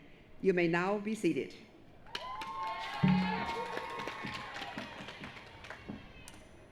Madam President, members of the class of 2019 are worthy representatives of Tougaloo College's tradition of excellence. They are well prepared to leave us to make personal and professional accomplishments at the next level of their journey. This class has applied for and has received more than 51 pending and 24 accepted notifications to the most prestigious graduate and professional schools in the United States of America. This class has completed more than 13,806 hours of community service, showing that they care about their community. These students could not have achieved their level of excellence without the support and guidance of our faculty. We are indeed blessed to have a group of highly dedicated faculty who go beyond and above, who love their profession and do so not because of money. This is indeed a testament to the work of a committed group of individuals. Faculty, please stand and be recognized.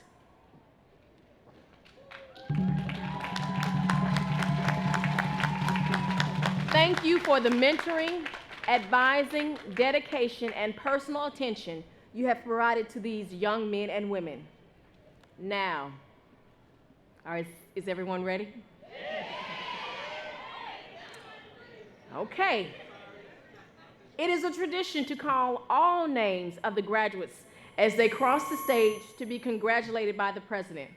We respectfully request that everyone honor this occasion by recognizing and contributing to the dignity and the quiet celebration benefiting this ceremony so that all family and friends may hear their graduates' names as it is announced. It is now time to confer degrees. Dr. Thea Williams Black, Dean of the Division of Education, Supervision, and Instruction, will now come and present the degree candidates. Dr. Williams Black. Will the Division of Education, Supervision, and Instruction degree candidates please stand and come forward as your name is called?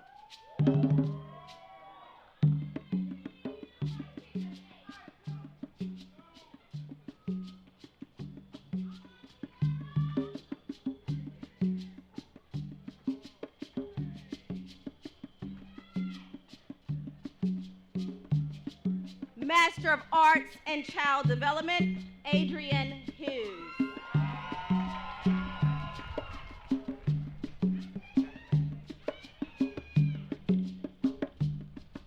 Bachelor of Arts in Child Development, Tiara Harvey, cum laude.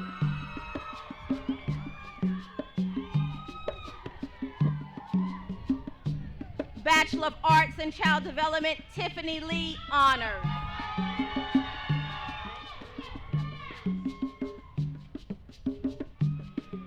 Bachelor of Arts in Child Development, Jasmine Section, honors.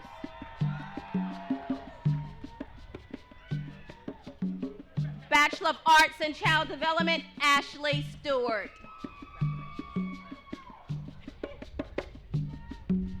Bachelor of Arts in Child Development, Shanteria Thompson, cum laude. Bachelor of Arts in Elementary Education, Jeremy Gray.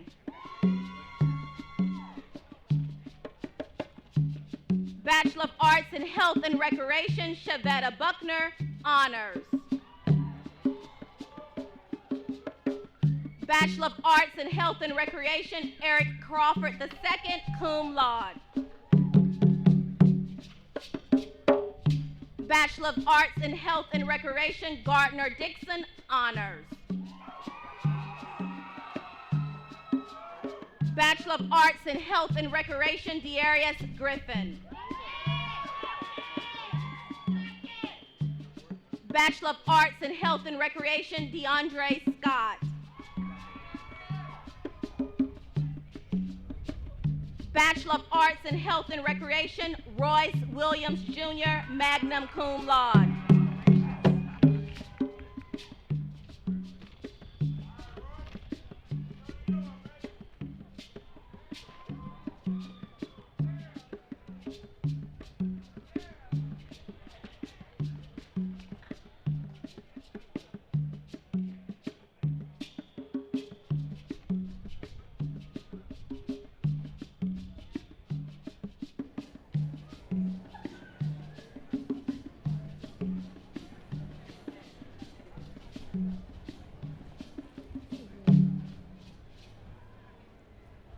Will you please take your seats?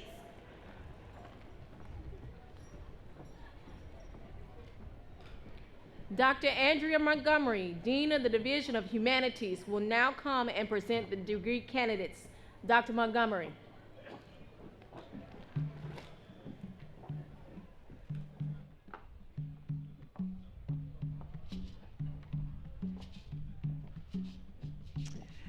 The Division of Humanities degree candidates, please stand and come forward as your names are called.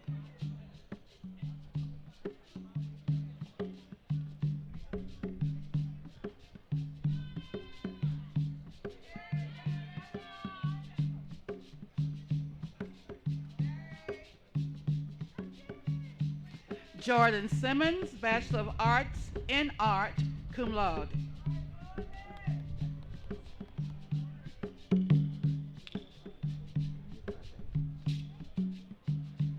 Tihara Ward, Bachelor of Arts in Art, cum laude.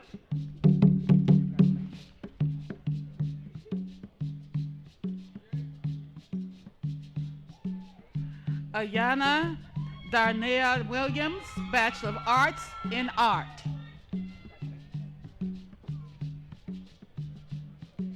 Jonathan Quincy Burton, Bachelor of Arts in English, cum laude.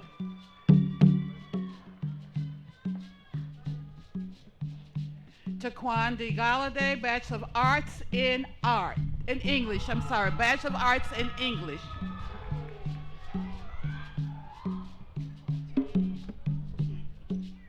Janet Ruth Jackson, Bachelor of Arts in English, summa cum laude.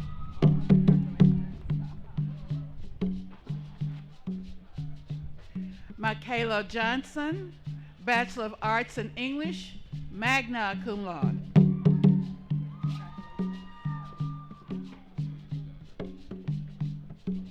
Jade B. Tab, Bachelor of Arts in Mass Communication, emphasis in advertising, cum laude.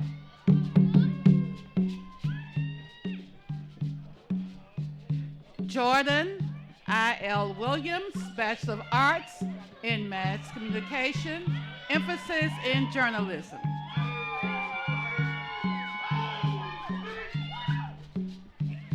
Kyla Cherie McVeigh, Bachelor of Arts in Mass Communication, emphasis in advertising and public relations, summa cum laude.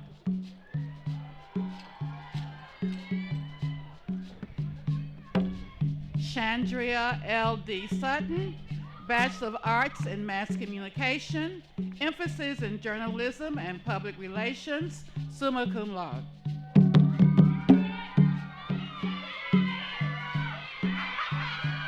Akira Nicole Black, Bachelor of Arts in Mass Communication, emphasis in public relations, honors.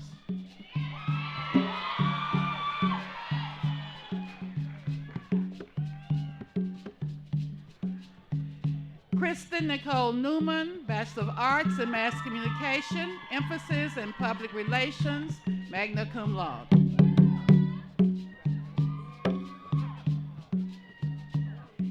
Shelsha and Antonia Lewis, Bachelor of Arts in Mass Communication, emphasis in journalism and minor in English, honors.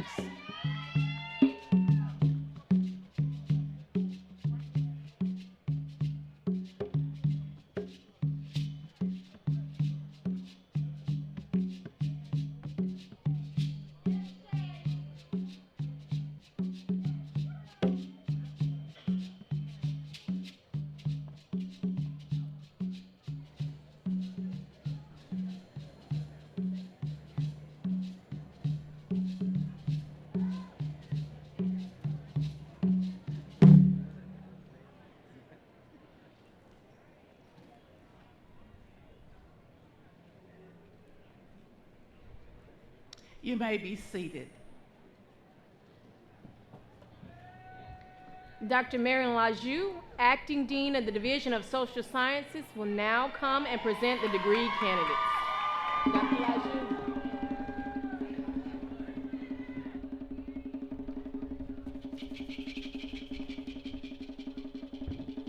Division of Social Sciences degree candidates, please stand and come forward as your names are called.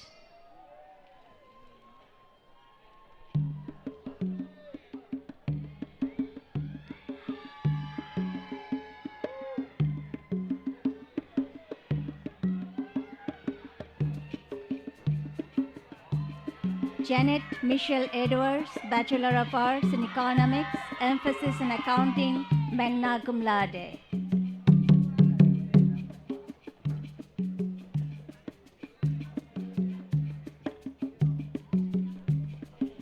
Sierra Q. Easter, Bachelor of Arts, Economics, emphasis in accounting.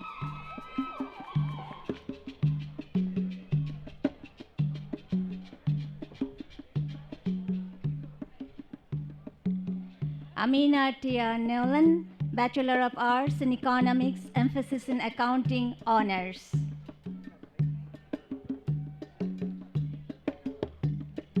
Alexis Williams, Bachelor of Arts in Economics, emphasis in accounting, honors.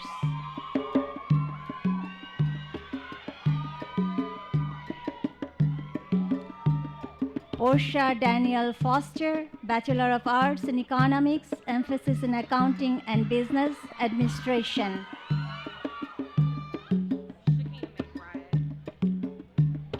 Shakina McBride, Bachelor of Arts in Economics, emphasis Accounting and Business Administration, cum laude.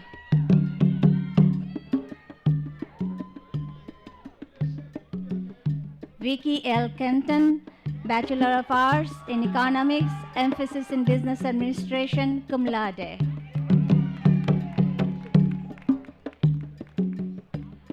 Roderick Levy, Bachelor of Arts in Economics, emphasis in Business Administration.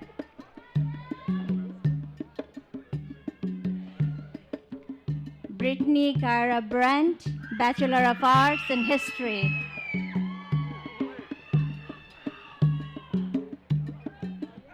Reagan Kelly Johnson, Bachelor of Arts in History, summa cum laude.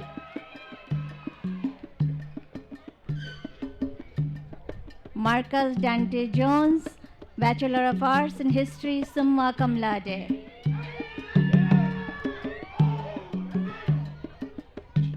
Jamie Cheryl Mitchell, Bachelor of Arts in History, summa cum laude.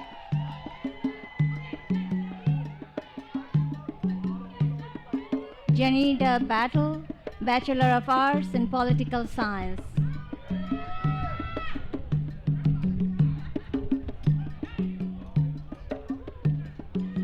Amber Yasmin Melton, Bachelor of Arts in Political Science, summa cum laude.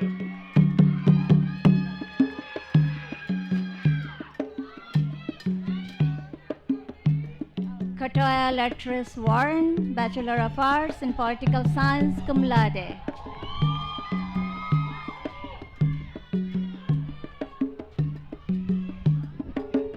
Catherine Renee Simmons, Bachelor of Arts in Political Science, minor in pre-law, summa cum laude.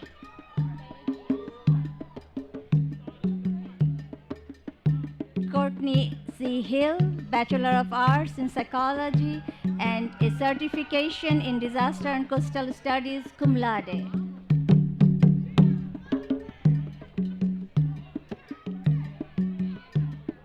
Keanu Lashan Hoy, Bachelor of Arts in Psychology.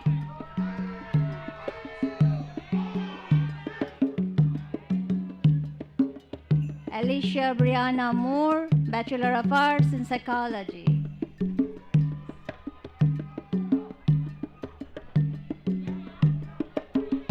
Kimi Nisha Pilcher, Bachelor of Arts in Psychology.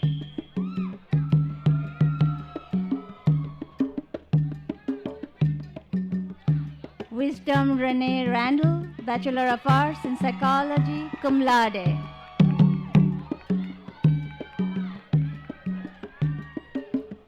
Melinda S. Rice, Bachelor of Arts in Psychology.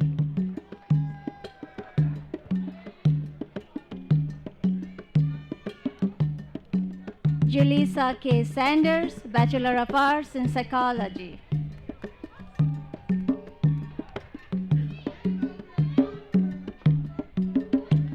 Samor Melody Allen, Bachelor of Arts in Sociology and a certification in Disaster Coastal Studies.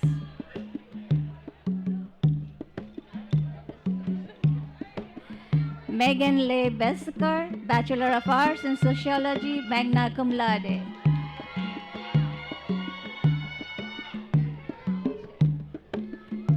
Deja C. Bowler, Bachelor of Arts in Sociology, honors.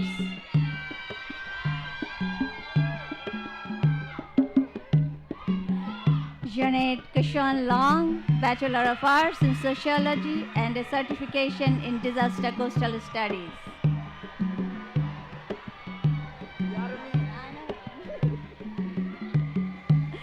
Yadame Mane Towns, Bachelor of Arts in Sociology.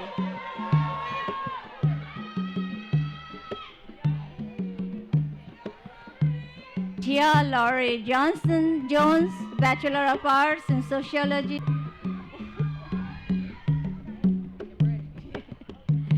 Germany Thompson, Bachelor of Arts in Sociology.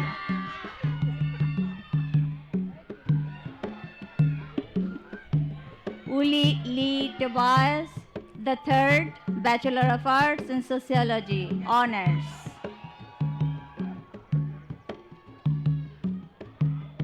Shantuana Lacrystal Rose, Bachelor of Arts in Sociology, emphasis in Social Work, cum laude. Alexandra Brittany Joynat, Bachelor of Arts in Sociology, emphasis in Social Work, and minor in Psychology.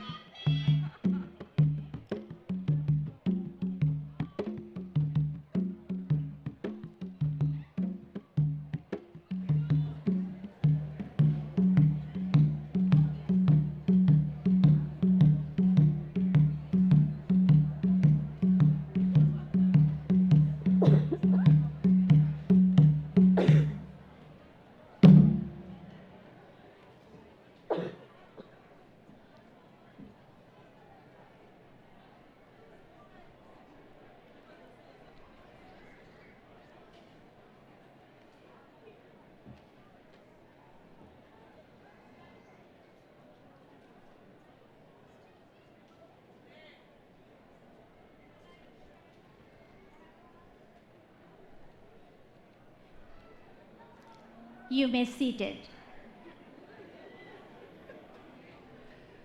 Dr. Jinghee Mao, Dean for the Division of Natural Sciences, will now come and present the degree candidates. Dr. Mao.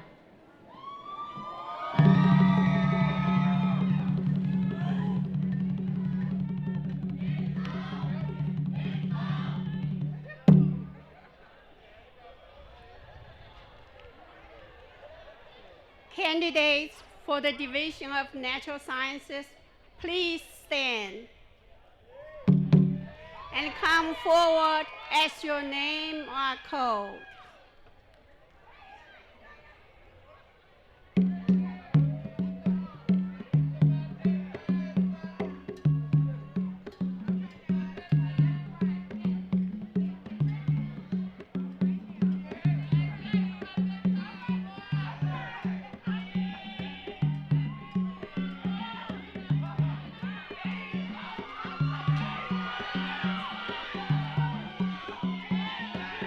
Zoe Clarnisha Backworth, Bachelor of Science in Biology, cum laude.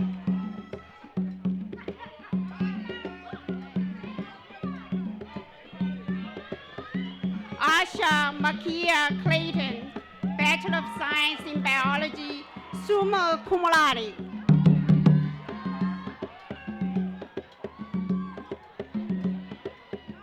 Jonita S. Cooper, Bachelor of Science in Biology, magna cum laude.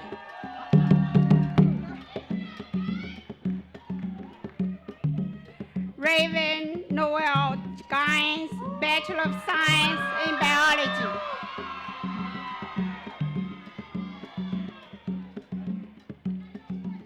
Camelia Relio Jackson, Bachelor of Science in Biology, honors.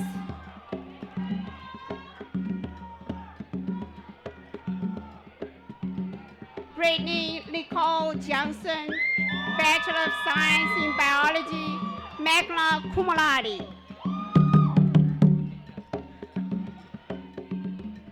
John David Johnson, Bachelor of Science in Biology, summa cum laude.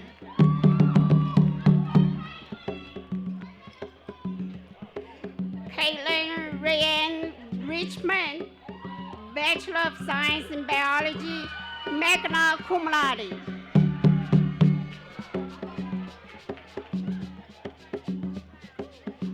Laina Simone Tucker, Bachelor of Science in Biology, magna cum laude.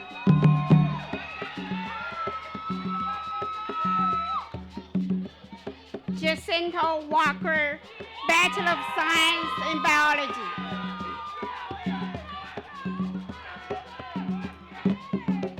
Valida Brianna Wally, Bachelor of Science in Biology, cum laude.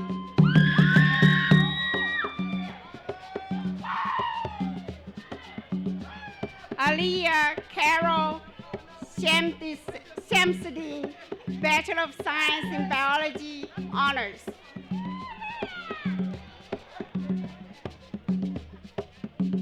Tanisha LaShawn Love, Bachelor of Science in Chemistry, magna cum laude. Quenisha Alexandra Williams, Bachelor of Science in Chemistry, honors.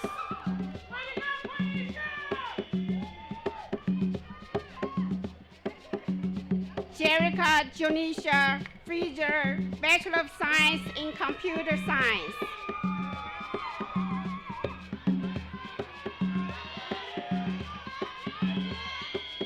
Walter Torres Hassan Jr., Bachelor of Science in Computer Science, honors.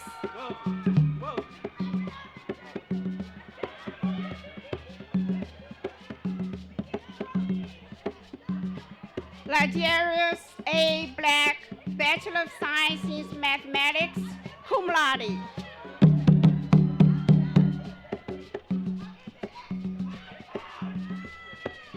Shalisa Olivia Montgomery, Bachelor of Science in Mathematics, cum laude.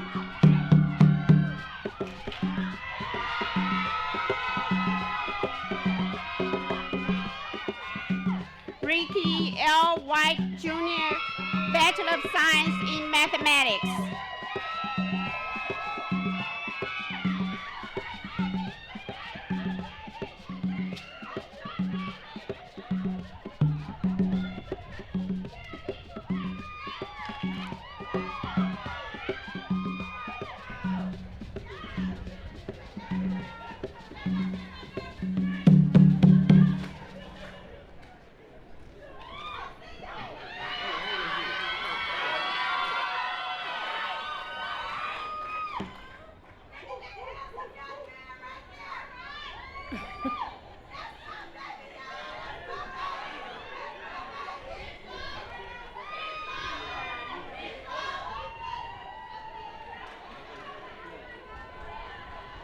You all may be seated.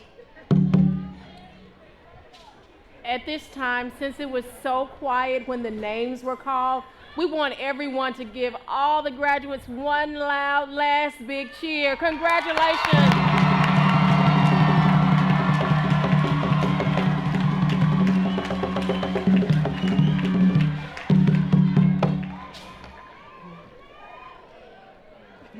This concludes the awarding of the degrees. We will now acknowledge all graduating seniors who are members of the college's prestigious honor organization that recognize students who excel academically or as leaders among their peers, often within a specific academic discipline. As the Academic Honor Society program is called, graduating seniors who are members, please stand to be recognized.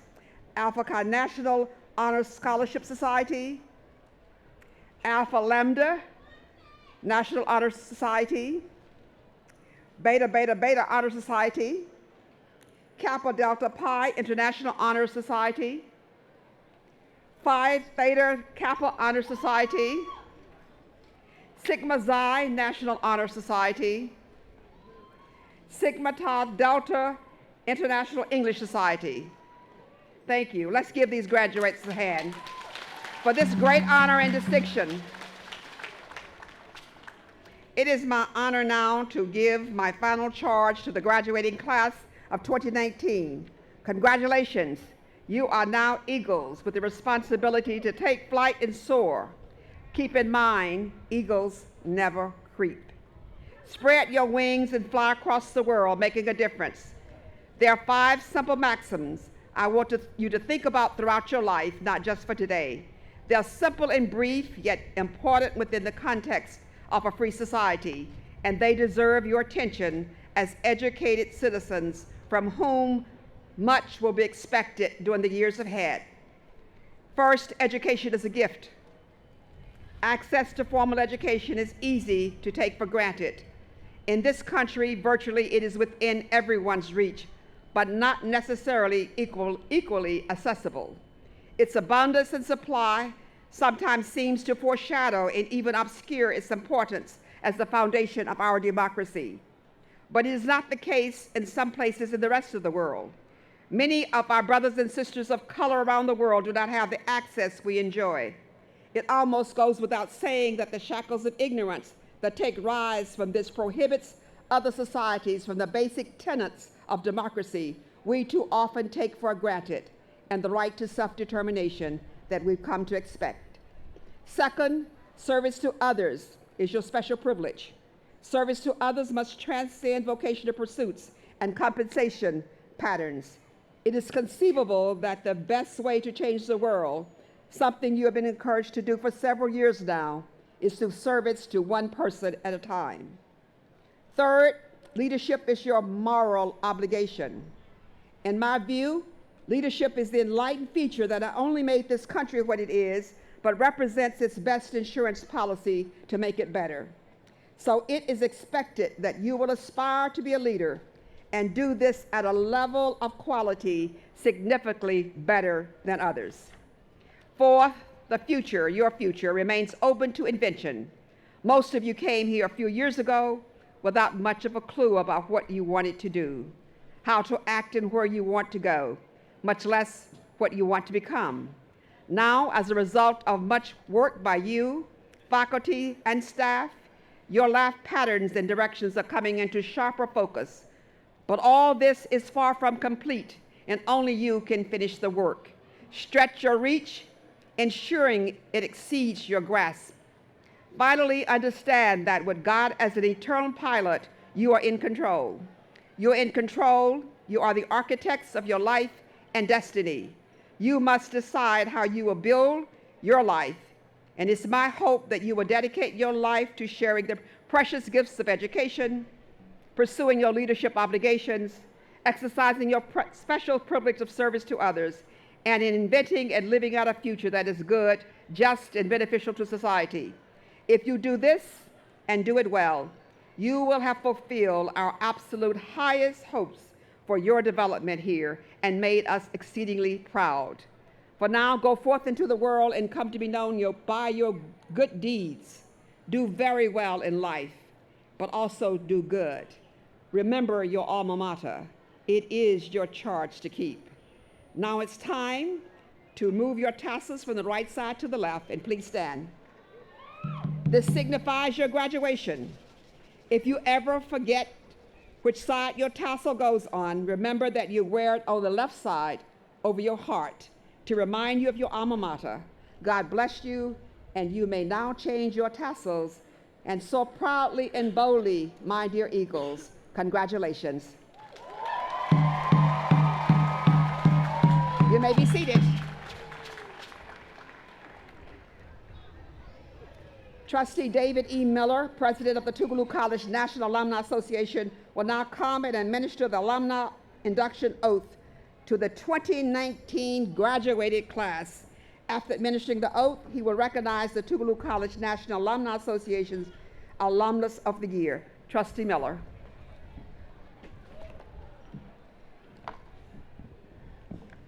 Thank you, and congratulations to the new Eaglets and alumni of the college. Will you please stand with me, and I will minister the oath, and upon your induction into the Tougaloo College National Alumni Association, you will receive a free one-year membership. So repeat after me. I hereby solemnly pledge unbroken allegiance to my alma mater in appreciation for the opportunities of development afforded me at Tougaloo College. I pledge active membership in the Tougaloo College National Alumni Association wherever I may be, through association with my fellow alumni. I shall forever do my best to hold the ideals and traditions of my alma mater. I pledge as a person to exemplify high ideals by rendering positive and dignified service to the community the state, the nation, and the world, thus living to bring honor and respect to my alma mater. Congratulations, thank you, and welcome into the Tougaloo College National Alumni Association. You may be seated. The alumnus of the year this year, I would like to acknowledge our outgoing alumnus of the year for 2018-2019, Ms. Grace Britton Sweet, class of 52, and to introduce our new alumnus of the year for 2019-2020, Dr. Brigida K. Turner, class of 82. Thank you.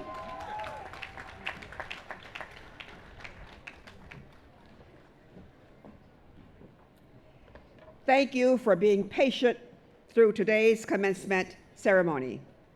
It's a special time for our students. This sesquicentennial commencement ceremony is also special for another reason.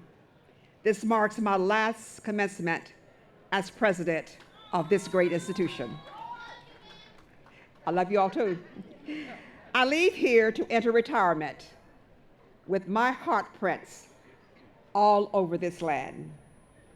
This institution means so much to me, and from it I've gained an awful lot. And it's been my honor to be allowed to lead and serve this institution for the past 17 years. My services here have been a labor of love, and it's been my absolute honor to serve Tougaloo as its 13th president. And I'm looking forward to continuing my support of this great institution under the leadership of the 14th president, Dr. Carmen Walters, who's here with us today. And I believe our husband, Wayne Walters, is also with her. We welcome them to this Tougaloo College family and cover you with our good wishes and our blessings. And I said to you last night, I'm here to give advice when invited, but I will send my money without being asked. Congratulations to you. Now allow me to just make quickly a few introductions, and then we will be closing. Please stand if you want to and be recognized, but I just want to acknowledge our speaker again, the Honorable Stacey Abrams and her family and friends. Thank you again for all you've done here today. The honorees and their family members and friends of the honorees, we appreciate you, all of you, who've added distinction to the long list of alumni of this great institution. Again, let me recognize the enterprising golden class of 1969, 50 years, and the silver class of 1994. Thank you all. Members of the Tougaloo College Board of Trustees and their family members, thank you for what you do, all the time that you give to leading and serving this institution. Would you just stand so people can see who you are? Thank you so very much for being here and taking the time out of your schedules to do so. All of the parents and family members and friends of the graduates, and this probably are the entire audience, thank you. You have been the wind beneath their wings, I believe, in so many ways that you cannot recognize. The elected officials who are with us today, and those who are vying to be an elected official, thank you all for being here. The alumnus of the year, Dr. Brigida Turner, all of the reunion classes, our distinguished alumni, the President's Cabinet, faculty, and staff, thank you for all you do for Tougaloo College every day. Our students are the reasons that we are here and do all that we do. We appreciate you. We hope you have safe travels and worthy summers. The junior marshals, my husband Marvin Hogan, and other family members. I know there's somewhere, I saw him come through earlier with former Congressman and U.S. Secretary of Agriculture, Mike Espy. I think they came in together. And a special thanks to Dr. Roy Irons, class of 1972, for providing these beautiful flowers for the commencement activities, and Ms. Bernice Smith, class of 73, for providing refreshments for various events. And I would just like to thank the Commencement Steering Committee, who planned and orchestrated the Commencement Week activities, and express my appreciation to the faculty, staff, administrators, and trustees who give their time today to participate. Your presence means a great deal to our graduates. And as I depart from this special place, I leave with you my unwavering support and loyalty and my undying love for all time.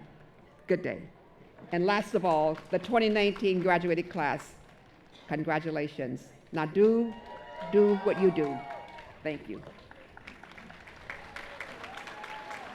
This time we will sing the alma mater.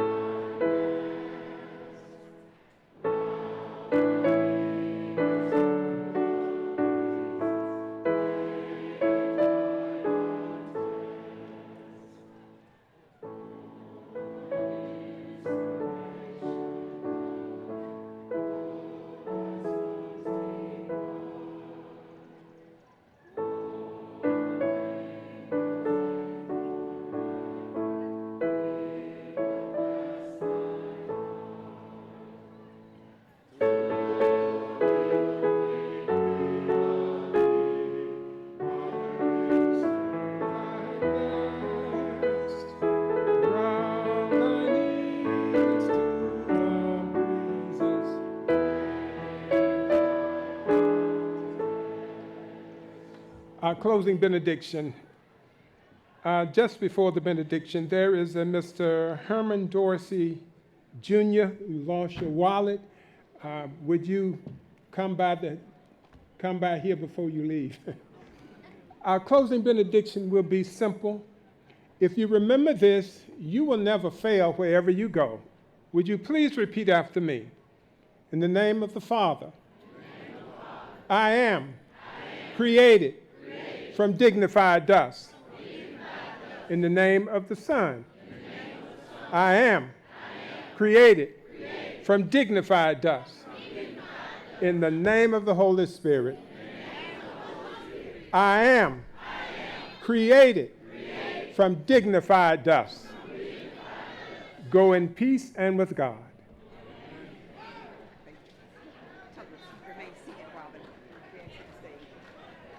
Please remain seated as the graduating class and guests of the dais exit, please.